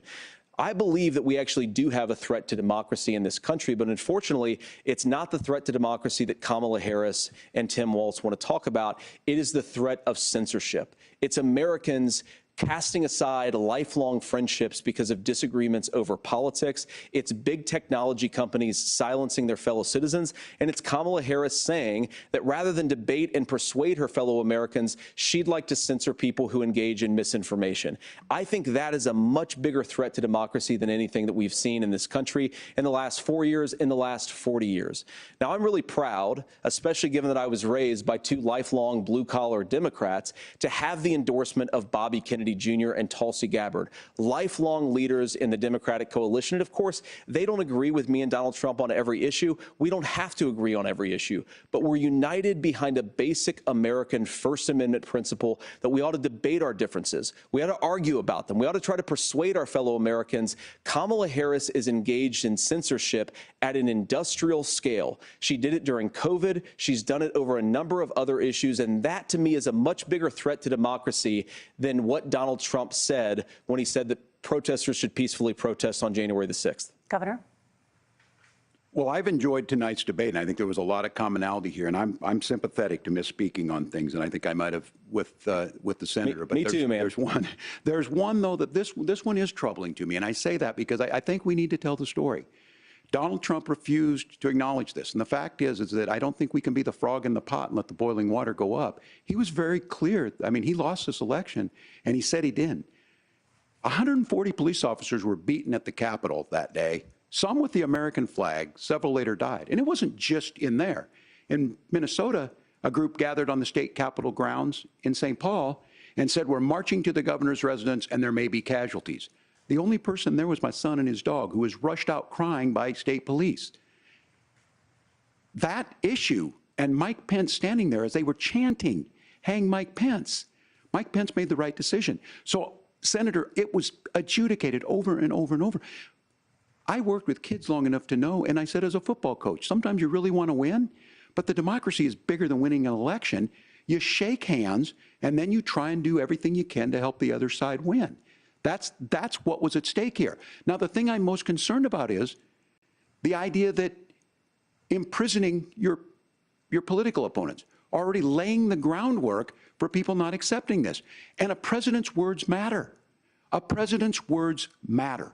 People hear that. So I think this issue of settling our differences at the ballot box, shaking hands when we lose, being honest about it, but to deny what happened on January 6th, the first time in American history that a president or anyone tried to overturn a fair election and the peaceful transfer of power. And here we are 4 years later in the same boat. I will tell you this, that when this is over, we need to shake hands this election, and the winner needs to be the winner. This has got to stop. It's tearing our country apart. Margaret? Senator Vance, did you want to respond to that? Yeah, well, look, Tim, first of all, it's really rich for Democratic leaders to say that Donald Trump is a unique threat to democracy when he peacefully gave over power on January the 20th, as we have done for 250 years in this country. We are going to shake hands after this debate and after this election. And of course, I hope that we win, and I think we're going to win. But if Tim Walz is the next vice president, he'll have my prayers, he'll have my best wishes, and he'll have my help whenever he wants it. But we have to remember that for years in this country, Democrats protested the results of elections. Hillary Clinton in 2016 said that Donald Trump had the election stolen by Vladimir Putin because the Russians bought like $500,000 worth of Facebook ads. This has been going on for a long time. And if we want to say that we need to respect the results of the election, I'm on board. But if we want to say, as Tim Walz is saying, that this is just a problem that Republicans have had, I don't buy that. Governor. January 6th was not Facebook ads. And I think a revisionist history on this. Look, I don't understand how we got to this point. But the issue was that happened. Donald Trump can do it. And all of us say there's no place for this. It has massive repercussions. This idea that there's censorship to stop people from threatening to kill someone, threatening to do something, that's not censorship. Censorship is book banning. We've seen that. We've seen that brought up. I just think for everyone tonight, and I'm going to thank Senator Vance, I think this is the conversation they want to hear. And I think there's a lot of agreement. But this is one that we are miles apart on. This was a threat to our democracy in a way that we had not seen. And it manifested itself because of Donald Trump's inability to say. He is still saying he didn't lose the election. I would just ask that. Did he lose the 2020 election? Tim, I'm focused on the future. Did Kamala Harris censor Americans from speaking their mind in the wake of the 2020 COVID situation? That is a damning non-answer. It's a damning non-answer for you to not talk about censorship. Obviously, Donald Trump and I think that there were problems in 2020. We've talked about it. I'm happy to talk about it further. But you guys attack us for not believing in democracy. The most sacred right under the United States democracy is the First Amendment. You yourself have said there's no First Amendment right to misinformation. Kamala Harris wants to use the power of government and big tech to silence people from speaking their minds. That is a threat to democracy that will long outlive this present political moment. I would like Democrats and Republicans to both reject censorship. Let's persuade one another. Let's argue about ideas, and then let's come together afterwards. You can't yell fire in a crowded theater. That's the test. That's the Supreme Court test. Tim, fire in a crowded theater. You guys wanted to kick people off of Facebook for saying that toddlers shouldn't wear masks. Senator, the governor does have the floor. Fire in a crowded theater. That is criticizing the policies of the government, which is the right of every American. Senator, the governor does have the floor for 1 minute to respond to you. Yeah. Well, I don't run Facebook. What I do know is I see a candidate out there who refused, and now again, and I'm pretty shocked by this. He lost the election. This is not a debate. It's not anything anywhere other than in Donald Trump's world. Because look, when Mike Pence made that decision to certify that election, that's why Mike Pence isn't on this stage. What I'm concerned about is Where is the firewall with Donald Trump? Where is the firewall if he knows he could do anything, including taking an election, and his vice president's not going to stand to it? That's what we're asking you, America. Will you stand up? Will you keep your oath of office, even if the president doesn't? And I think Kamala Harris would agree. She wouldn't have picked me if she didn't think I would do that, because of course that's what we would do. So, America, I think you've got a really clear choice on this election of who's going to honor that democracy and who's going to honor Donald Trump. Governor, your time is up. Thank you, gentlemen. We will be right back with both of our candidates. The CBS News vice presidential debate continues.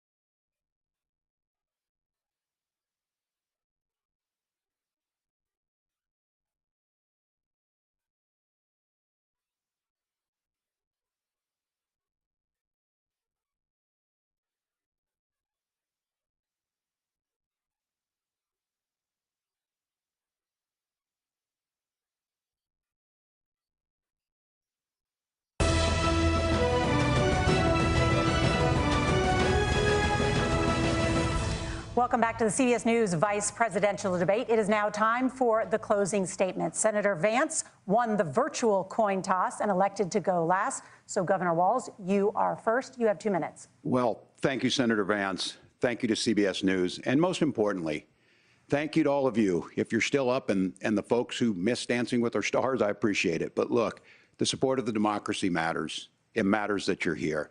And I'm as surprised as anybody of this coalition that Kamala Harris has built, from Bernie Sanders to Dick Cheney to Taylor Swift, and a whole bunch of folks in between there. And they don't all agree on everything, but they are truly optimistic people. They believe in a positive future of this country and one where our politics can be better than it is. And I have to tell you, that better than it is the sense of optimism that there can be an opportunity economy that works for everyone, not just to get by, but to get ahead. And the idea that freedom really means something. Not the freedom of government to be in your bedroom or exam room, but the freedom for you to make choices about yourself. Now, look, we all know who Donald Trump is. He's told us, and as Maya Angelou said, believe him when he told you that. His first inaugural address talked about American carnage. And then he spent 4 years trying to maybe do that. Senator Vance tonight made it clear he will stand with Donald Trump's agenda. He will continue to push down that road. Excuse me. Kamala Harris gives us a different option. Now, I'll have to tell you, I'm going to be careful about the quotes, but there's one that Senator Vance said that does resonate with me. He said, Donald Trump makes the people I care about afraid. A lot of America feels that way. We don't need to be afraid. Franklin Roosevelt was right. All we have to fear is fear itself. Kamala Harris is bringing us a new way forward. She's bringing us a politics of joy. She's bringing real solutions for the middle class, and she's centering you at the heart of that.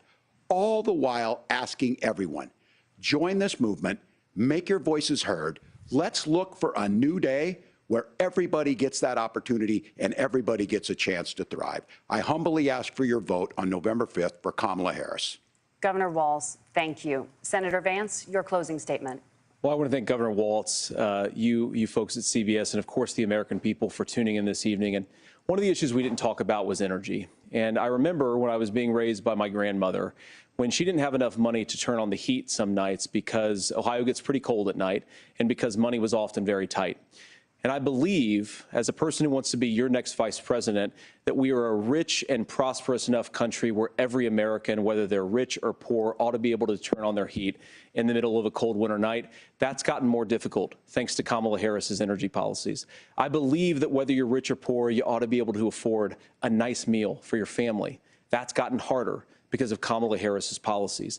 I believe that whether you're rich or poor, you ought to be able to afford to buy a house. You ought to be able to live in safe neighborhoods. You ought to not have your communities flooded with fentanyl. And that, too, has gotten harder with because of Kamala Harris's policies. Now, I've been in politics long enough to do what Kamala Harris does when she stands before the American people and says that on day one, she's going to work on all these challenges I just listed. She's been the vice president for 3.5 years. Day one was 1,400 days ago, and her policies have made these problems worse. Now, I believe that we have the most beautiful country in the world. I meet people on the campaign trail who can't afford food, but have the grace and generosity to ask me how I'm doing and to tell me they're praying for my family. What that has taught me is that we have the greatest country, the most beautiful country, the most incredible people anywhere in the world. But they're not going to be able to achieve their full dreams with the broken leadership that we have in Washington. They're not going to be able to live their American dream if we do the same thing that we've been doing for the last 3.5 years. We need change. We need a new direction. We need a president who has already done this once before and did it well. Please vote for Donald Trump. And whether you vote for me or vote for Tim Walz, I just want to say I'm so proud to be doing this, and I'm rooting for you. God bless you, and good night. Senator Vance, thank you. And thank you both for participating in the only vice presidential debate of this election cycle. I'm Margaret Brennan. And I'm Nora O'Donnell. And a reminder, there are just 35 days until Election Day. Please get out and vote. And for all of us here at CBS News, thank you and good night.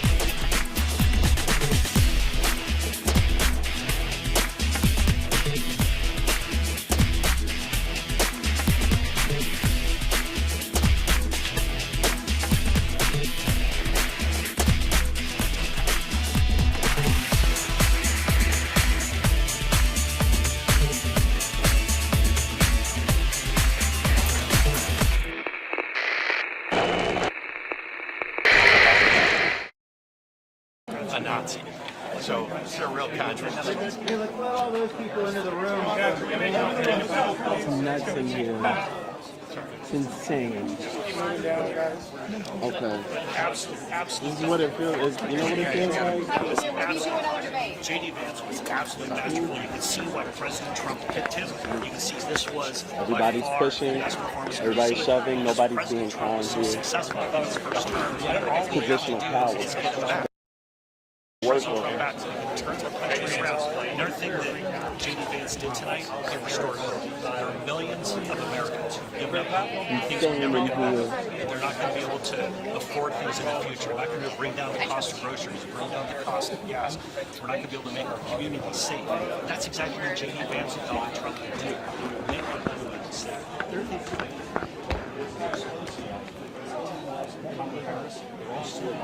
There's no substance.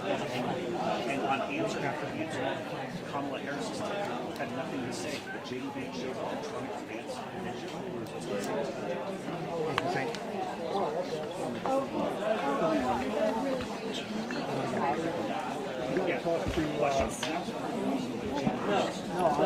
You need to, I don't know, you need to coordinate it with,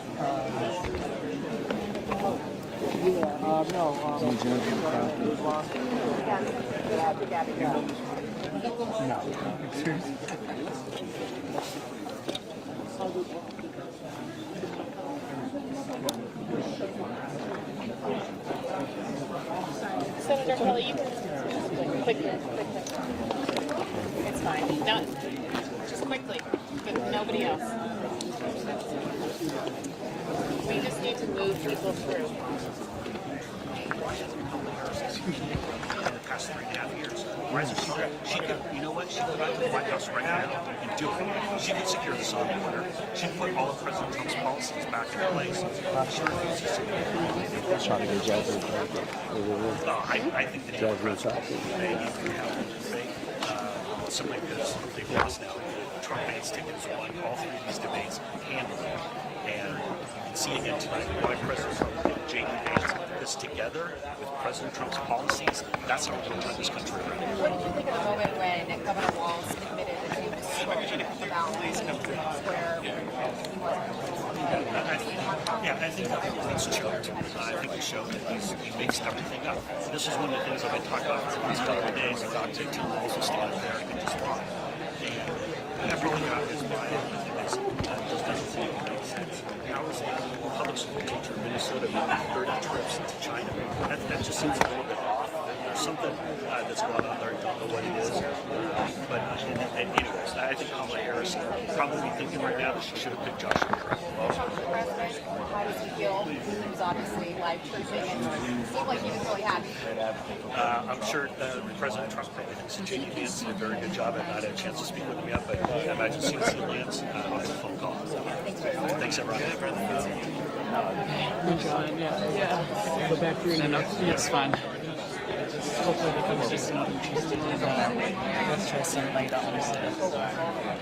Jay's I mean, it's fine. You're hearing the director. They said we're chopping up a little bit, but they said they're not sure how much of it they can come to us, but they might be trying it. They might be using us as float. So yeah, absolutely. Yeah, I was in a solid crouch there for a while.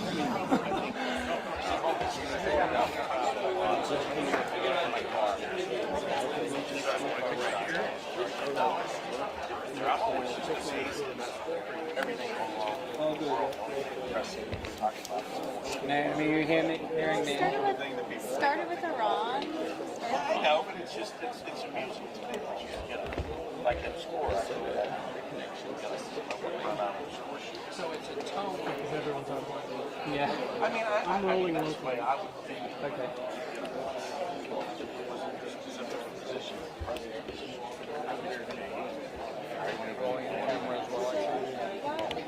I mean, this is obviously an introduction, but it's after the convention. In your shirt pocket. Yeah. I mean, do you think the campaign put him out in that way? I mean, it was the right thing to do.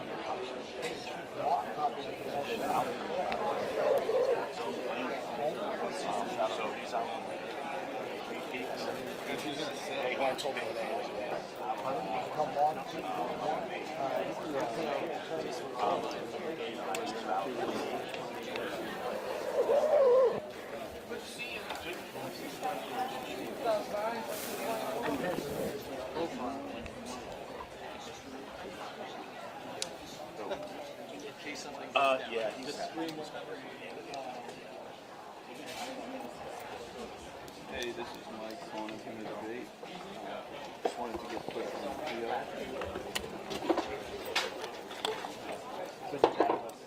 You want to pull my mic? Okay, good. We have like a million lines. Okay, thanks a lot.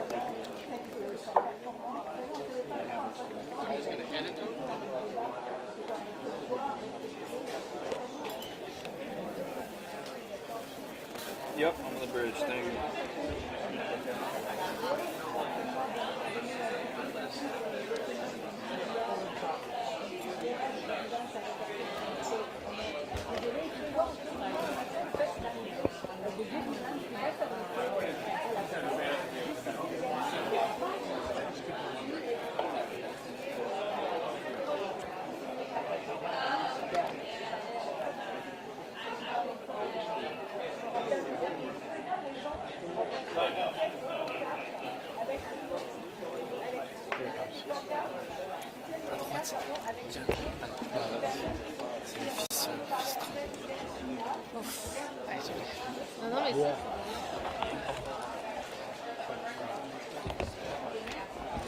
Howdy do. How you doing? I mean, we're in the spin room, but there's nothing to spin. You know, I think just play that all day long for the American people to see, and I think it's really just self-explanatory. It was an incredible performance. We're really proud of JD. What was the strongest moment about the performance of JD Vance? I thought it was absolutely incredible. I mean, I think he spoke to the people. I think he spoke from the heart. I think he spoke with facts. I think when the people that weren't supposed to do any fact-checking started playing those games, he overruled them with actual facts. I think it was just a masterclass performance. What was the strongest moment against Walz? You know, I think it's, you know, across the board he had incredible performances, but the reality was talking to the American people. I mean, you can't spin what people feel every day. I mean, I'm Donald Trump Jr. I take my kids to McDonald's, and if I have sticker shock at what's going on, that's because of the policies of this administration. I understand the media would love to pretend that there's not a long history of Kamala Harris being in office for 4 years. She's going to do all of these things. Why hasn't she done any of them yet? I think that's a real problem for them. People understand that. They can't pretend that her political career started a month ago when she was, you know, put into that position of power. That's ridiculous. She's the vice president to arguably the most absentee president in the history of the world, not just, you know, mentally, but obviously the fact that he's been on vacation for 40% of that time. She could have done any of these things. Joe Biden on The View last week said that he empowered her to do all of those things that his administration has done. And the reality is those policies have failed the American people. Democrats said that the most important moment came near the end when Vance refused to say that Biden had won the 2020 election. What was your reaction? Listen, I think people understand what's going on, and we're not worried about that. We're worried about this election. Hopefully people are watching the games that have been played. I don't think many people believe that Joe Biden lost 18 of 19 bellwether counties in most of the other counties in the world, but managed to only overperform in Philadelphia, Atlanta, Detroit. I mean, you know, we understand that. I think they have a handle on all of that right now. The reality is now you're in a different world. You had 4 years under the Harris-Biden administration. You had 4 years under Trump. When were you better off? When were we safer? The world is going to hell in a handbasket because they see the weakness that is exuded by this administration, the things that they focus on. You see it today alone, whether it's the longshoremen going on strike, whether it's Iran actually, not just doing it through surrogates, but actually attacking Israel. That didn't happen under Donald Trump because those enemies of America, of freedom and of democracy, they understand strength and they respond accordingly. When we lead with weakness, as we have over the last 4 years, our enemies are going to take advantage of it. That's the nature of predation. That's a story as old as time. And it's been playing out for 4 years. People get it now. Was part of the effort tonight to soften Vance a little bit to try to the election? I'm hoping so. Well, the moderators are supposed to be fair. I think they started off unfair. I mean, I think they started fact-checking one side, not the other. We dealt with that much worse, obviously, with my father. That stopped, thankfully, because JD, again, he called it out. They had to cut off his mic, but he was 100% on the facts.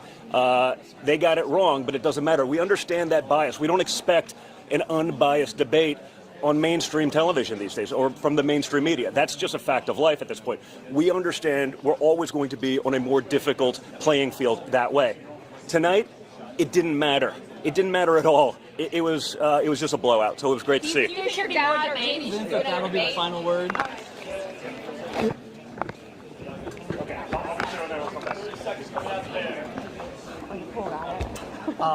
How tall is he? Are you height? You can still keep that path. Do I look like I feel like I'm so close? I'm shooting like so hard. I just need everyone to pinch back in, just so there's a path. Yeah, I know it's tight. I don't know what we're doing. We're waiting for somebody else. Otherwise, there's no way around. We don't know. It's a big surprise where they come from. Thank you. Where is my phone? Right now, you're fine. I'm just trying to figure out where you are. Okay. But you guys still have to stay back. We just asked if there's a path, that's all. That's what we're asking for. Everybody needs to back up. Same position. We just gotta go back. I will kick you out. We just don't want a path, that's all. Thank you.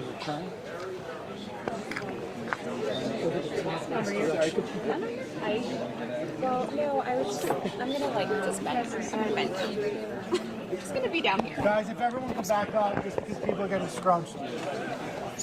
Down here. That way everyone's at least get audio.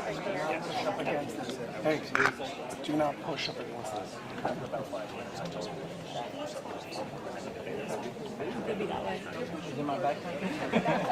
If everyone could just back up, you're in the same position.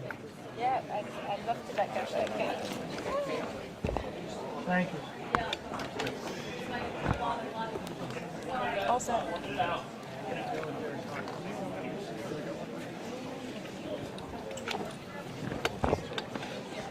You got the middle? Okay.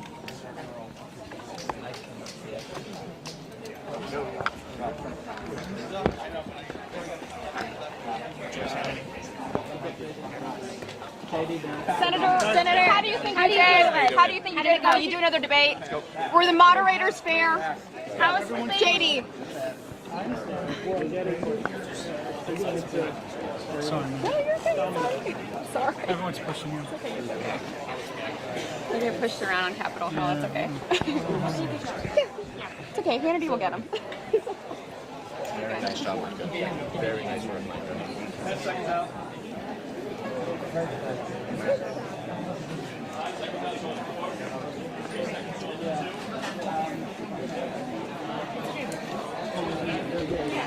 Oh my gosh, good stuff.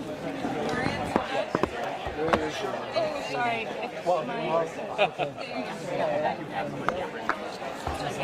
Talking somewhere like that. Did he go right to Fox? Is that what he did? Yeah, he's sitting down. Just behind me on the Fox section. I'm proud of your since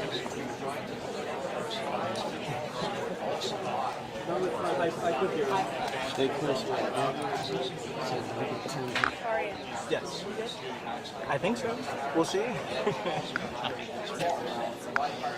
Bill? I'm going to try and go back to where it was.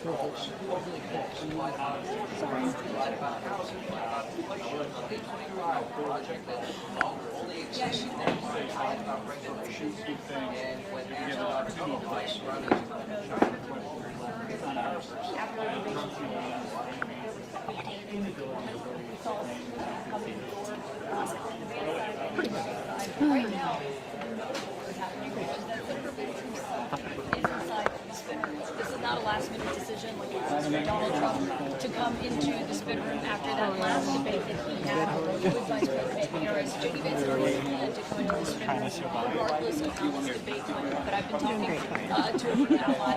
I don't know how you're like sending emails magically. Like, I'm literally, I'm like pre-typing and I'm like, please send. Of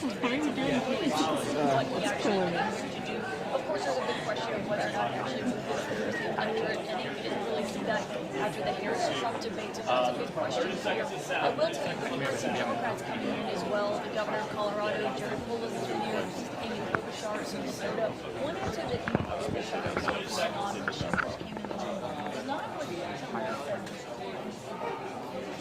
how that's going to about January and how Governor Walz was talking about that and framing it. So that's the initial reaction to the Walz, I think he got it's 283. It's at 3. I mean, it's slowly searching, but I don't think it's going to move. The problem is it's the bottom is through, so right? It's radiating the file, so it's radiating to the spot. Yeah, but it's not great. This part. Oh, awesome part. Trina's going to be with you the rest of the week. It's mostly reporters, and as I said, I'm not calling this constitution, this strike constraint. Typically, they were pretty open areas, and when Donald Trump came into this, it was quite large. It's about mainly Secret Service officers, which are standing behind me doing their jobs, and of course, a lot of servants in here. We're going to get on those.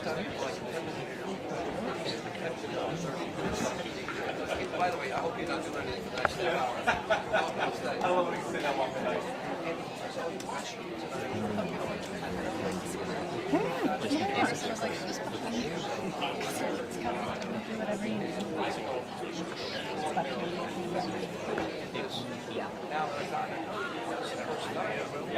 Well, look, I can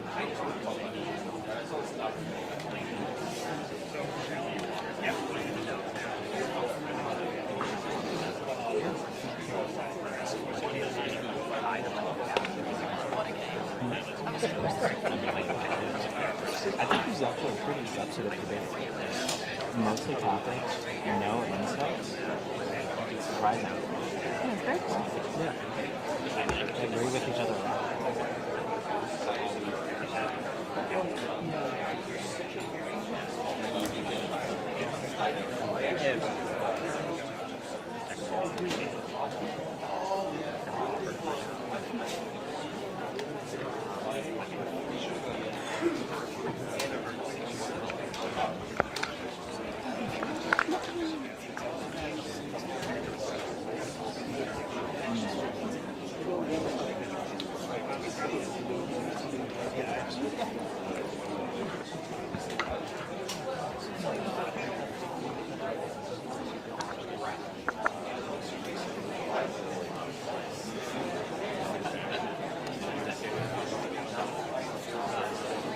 All right, guys, I need everyone to step one step this way. All right, one step this way, one step this way, one step this way. Thanks, guys. He did something that you think that's was just take the buckets, tuck my shoes, and bring up my marks and shift my marks.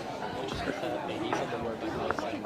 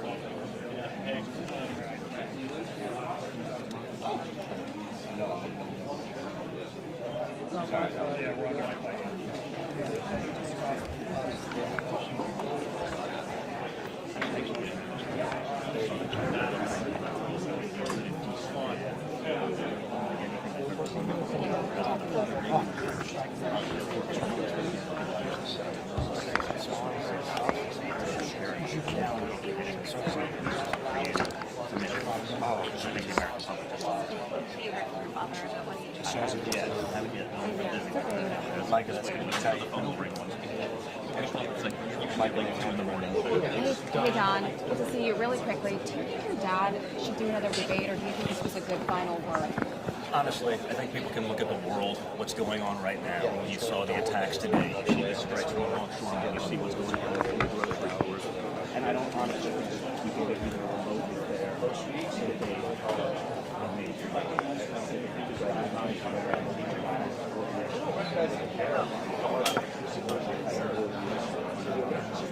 When were you we went to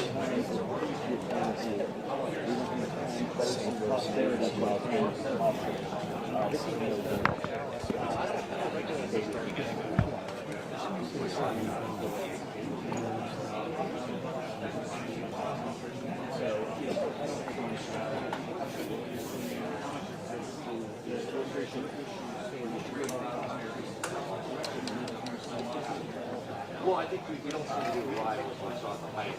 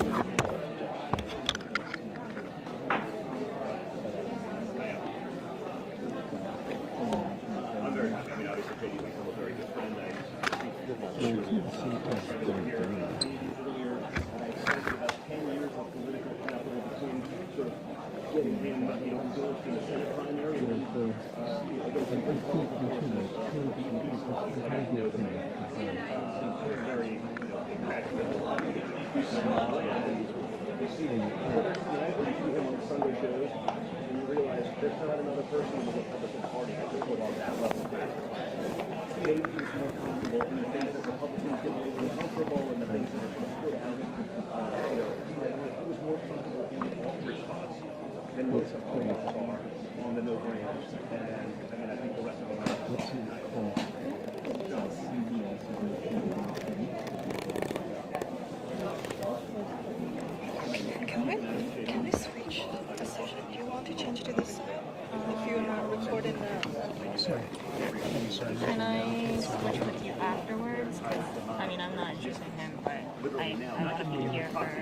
But you can be here, like, yeah, because you can be closer to him. I can be closer to Junior.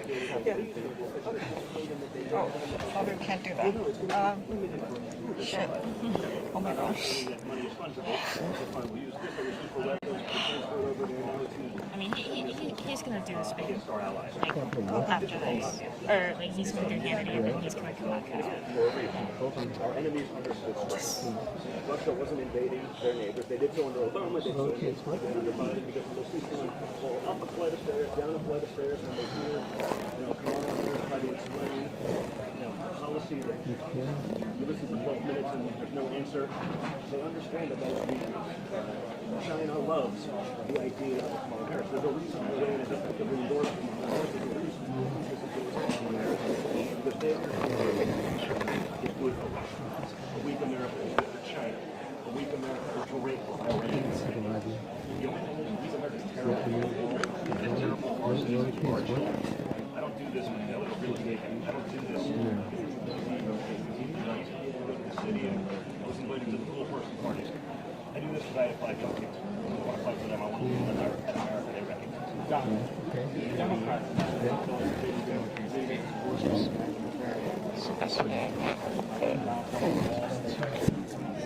Why is it so hard to give a yes or no? Just ordinary. J.D. Vance had no bad moments tonight.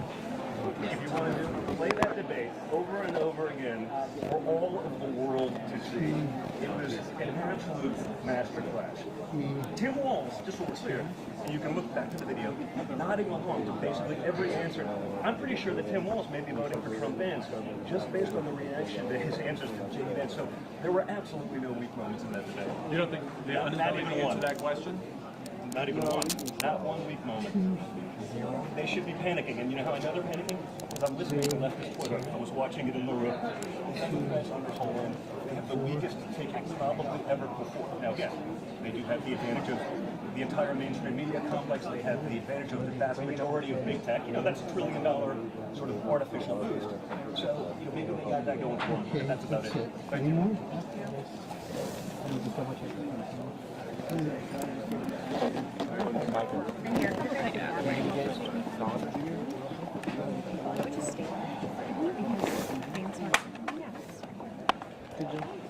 That was good.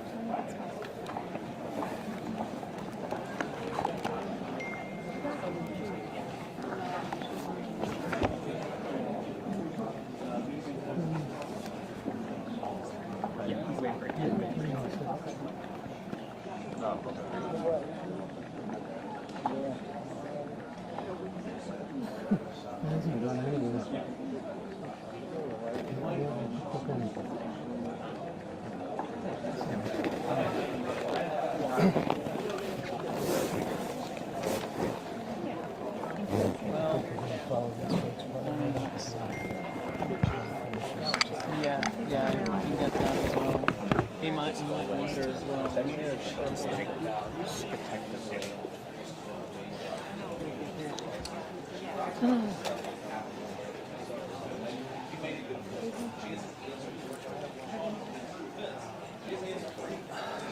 Yeah, we're all riding in the same road.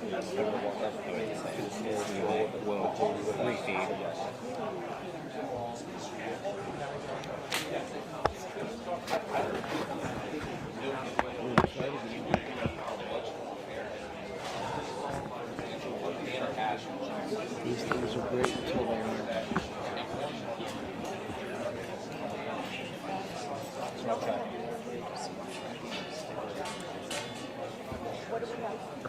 You ever read that?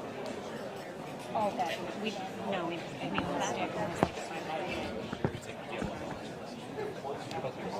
that because we're using a stick mic. We're using a stick mic, so we have to swap to get it into her pipe the upper work. We don't even turn on a stick. We're roving.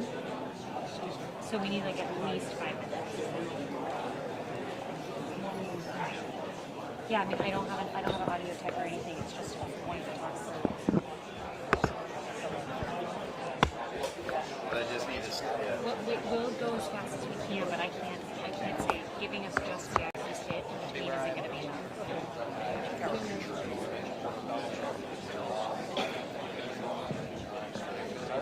I had a lot of fun.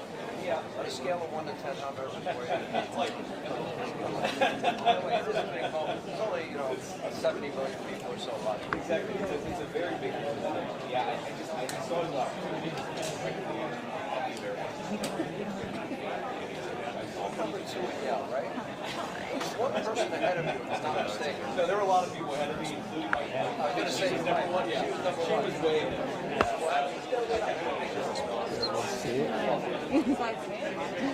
Just hang out, yeah.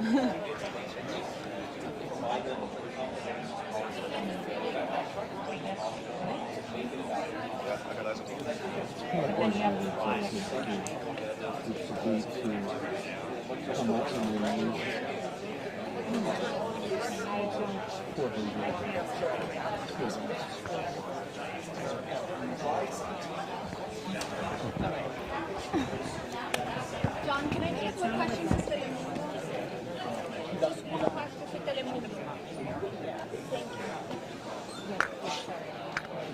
Like, Fuck. Okay. It was like, what are you doing?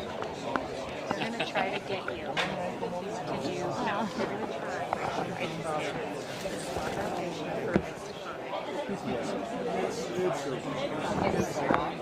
No, you're gonna give her the stick. She's gonna hold the stick. They're about to call you to ask you, but I can't speak for you. I want to say. I don't think there's like, there's not really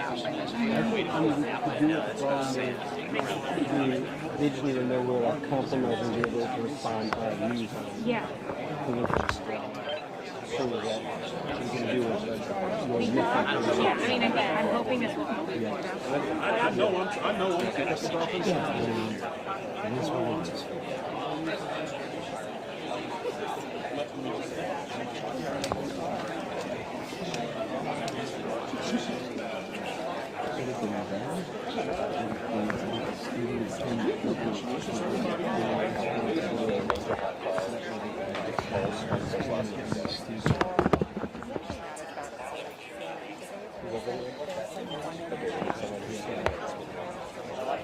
what I mean by that.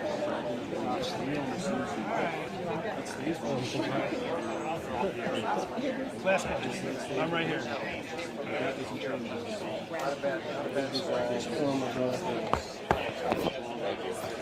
You also get a I'm going to get a screenshot after this. I'm not worried about it. I should be here. I don't know where he is. The symbolism of the strength of leadership of the country. No matter what you do, you're going to be here, standing strong, continuing the fight to make America great. Hello, this is Sam. Good, good. How are you?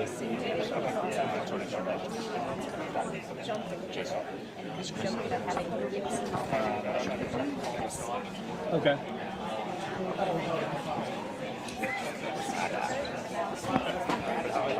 So, to be honest, we're surrounded by about, I'd say we're like 20 people deep in a scrum.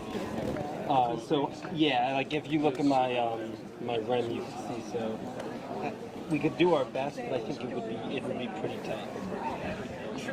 You could look at my REM though to go back to our counseling case and get different gear.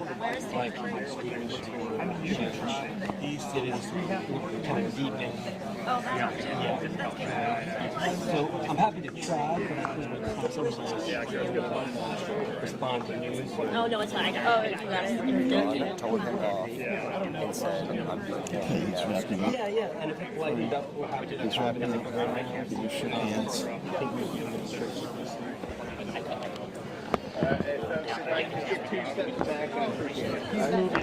Okay, thanks. Thanks, guys. Thanks.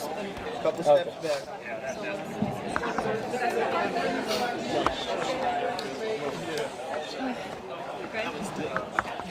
I ate a lot of Vance coming by in a second.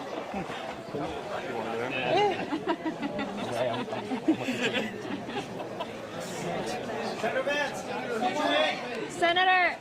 Senator Vance. Senator Vance, will you do another debate? Senator Vance? Yep, back up. Senator Vance, was this it? Was this the final debate? Senator Vance? Mike. Senator, what did Donald Trump try to save Obamacare? On what planet? Does that happen? No, I'm trying to push them back. No, you're fine. Okay, we gotta go.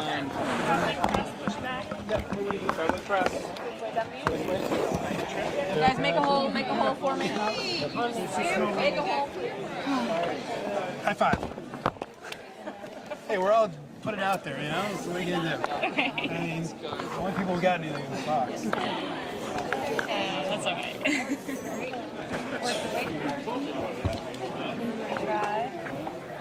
Try.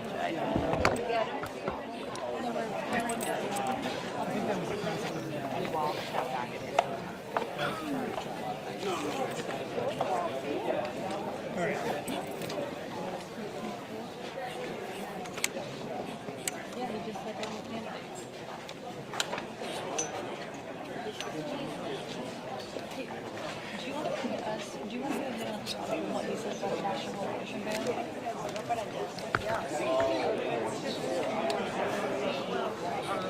Because it's just like the moment that he came out. How are you? Good, how are you doing? Sorry, I'm sitting here just staring at my report. Okay. Waiting for this production.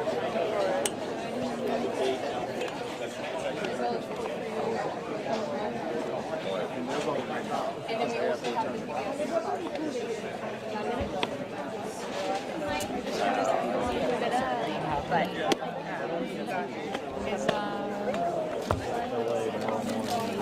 yeah. We're good. We just raised Charles. Okay.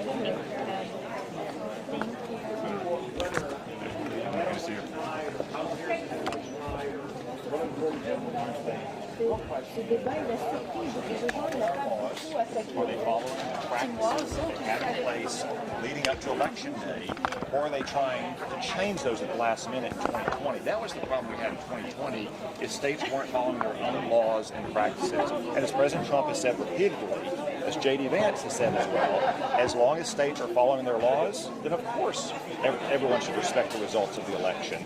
If states are violating their law, if they're engaged in funny business around election practices, then President Trump, just like any other candidate from president down to dog catcher, has a right to pursue legal redress in the courts. That happens all the time. The Democrats have done it a lot as well, all across the country at different times.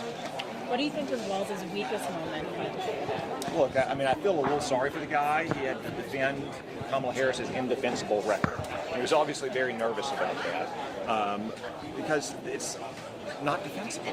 It's just putting it simply. She's been in office for 4 years. She's not a newcomer. She didn't get plucked out of obscurity. She'd been a San Francisco liberal for decades. If she had ideas that solved the country's problems, she would have already pursued them. I thought JD did an excellent job pointing that out, and there really is no answer for it. Tim Walz certainly didn't have an answer. Who won this debate and why?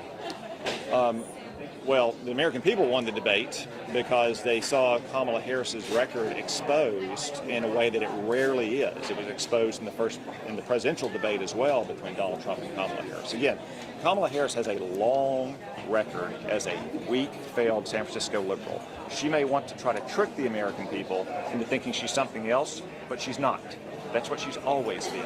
That's what she will be if she were to win this election.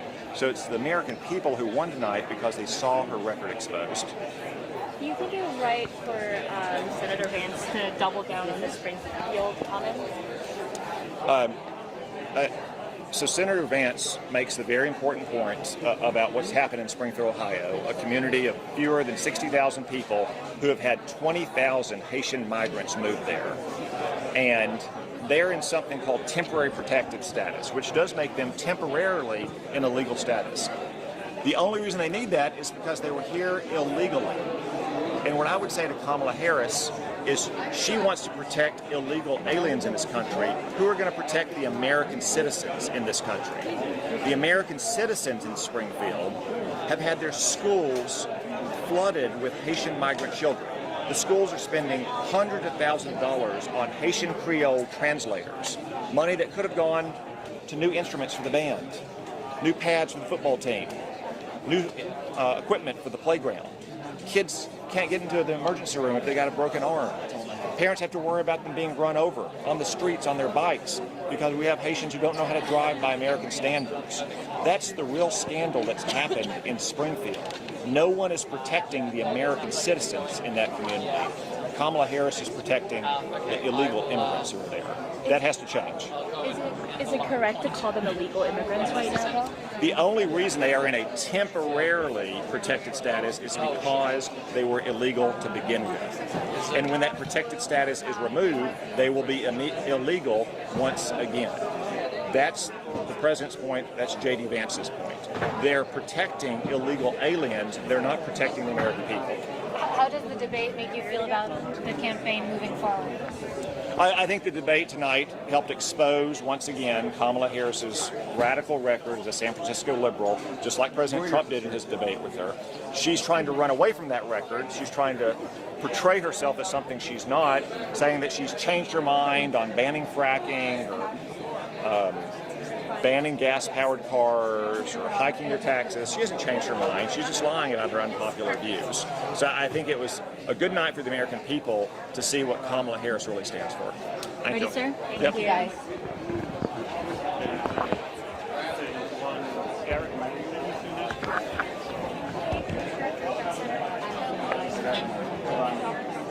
Okay, and Jamie Harrison on episode 1 I think there was lots of time.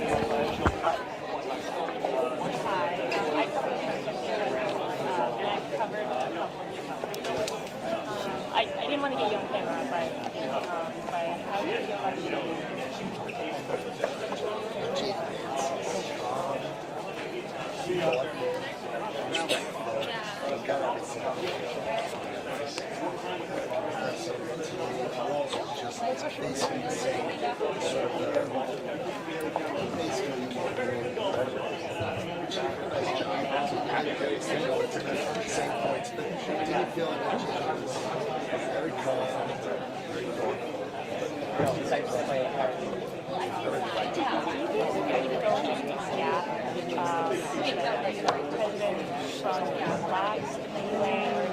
you know, do you think there's any...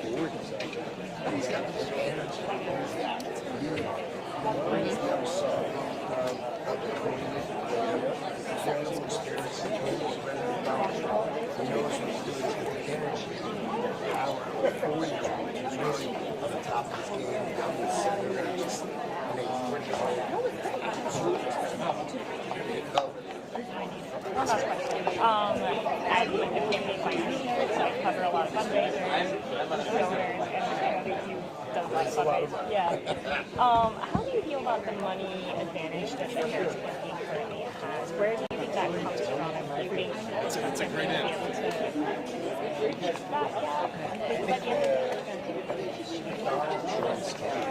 Yeah.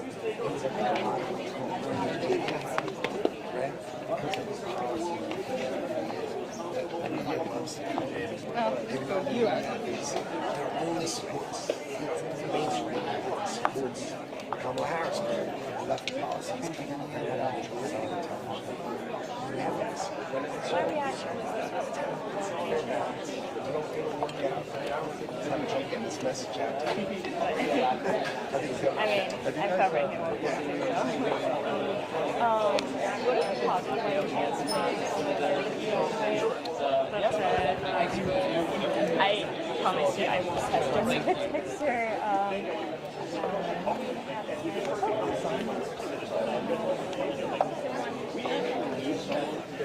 ケニーについてた女の子も可愛かった。Hello, sir. Can I ask you a couple questions for you? Aren't you raising here to say you at the GNC? Not too long ago. Hopefully you had a great time. Think we can Just scroll to the bottom and to create contact. I'm going to screen grab it first.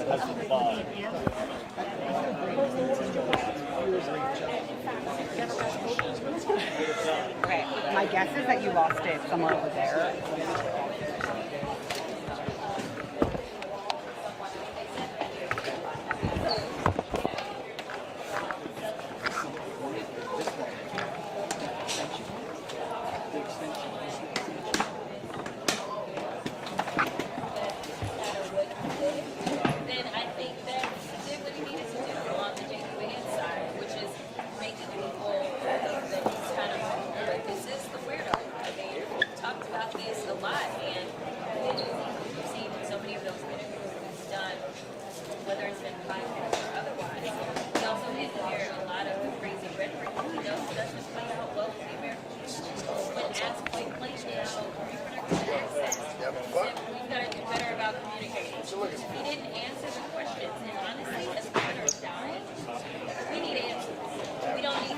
Try not to get And we get answers from the government.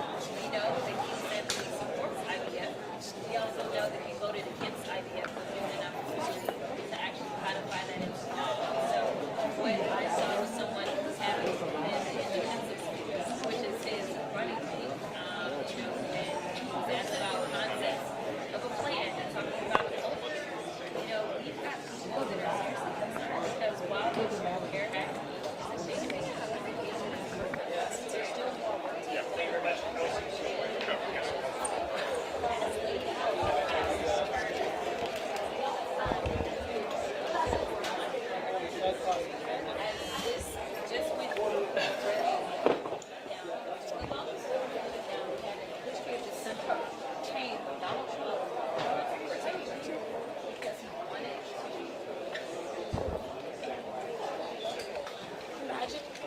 Just go without me, Grace.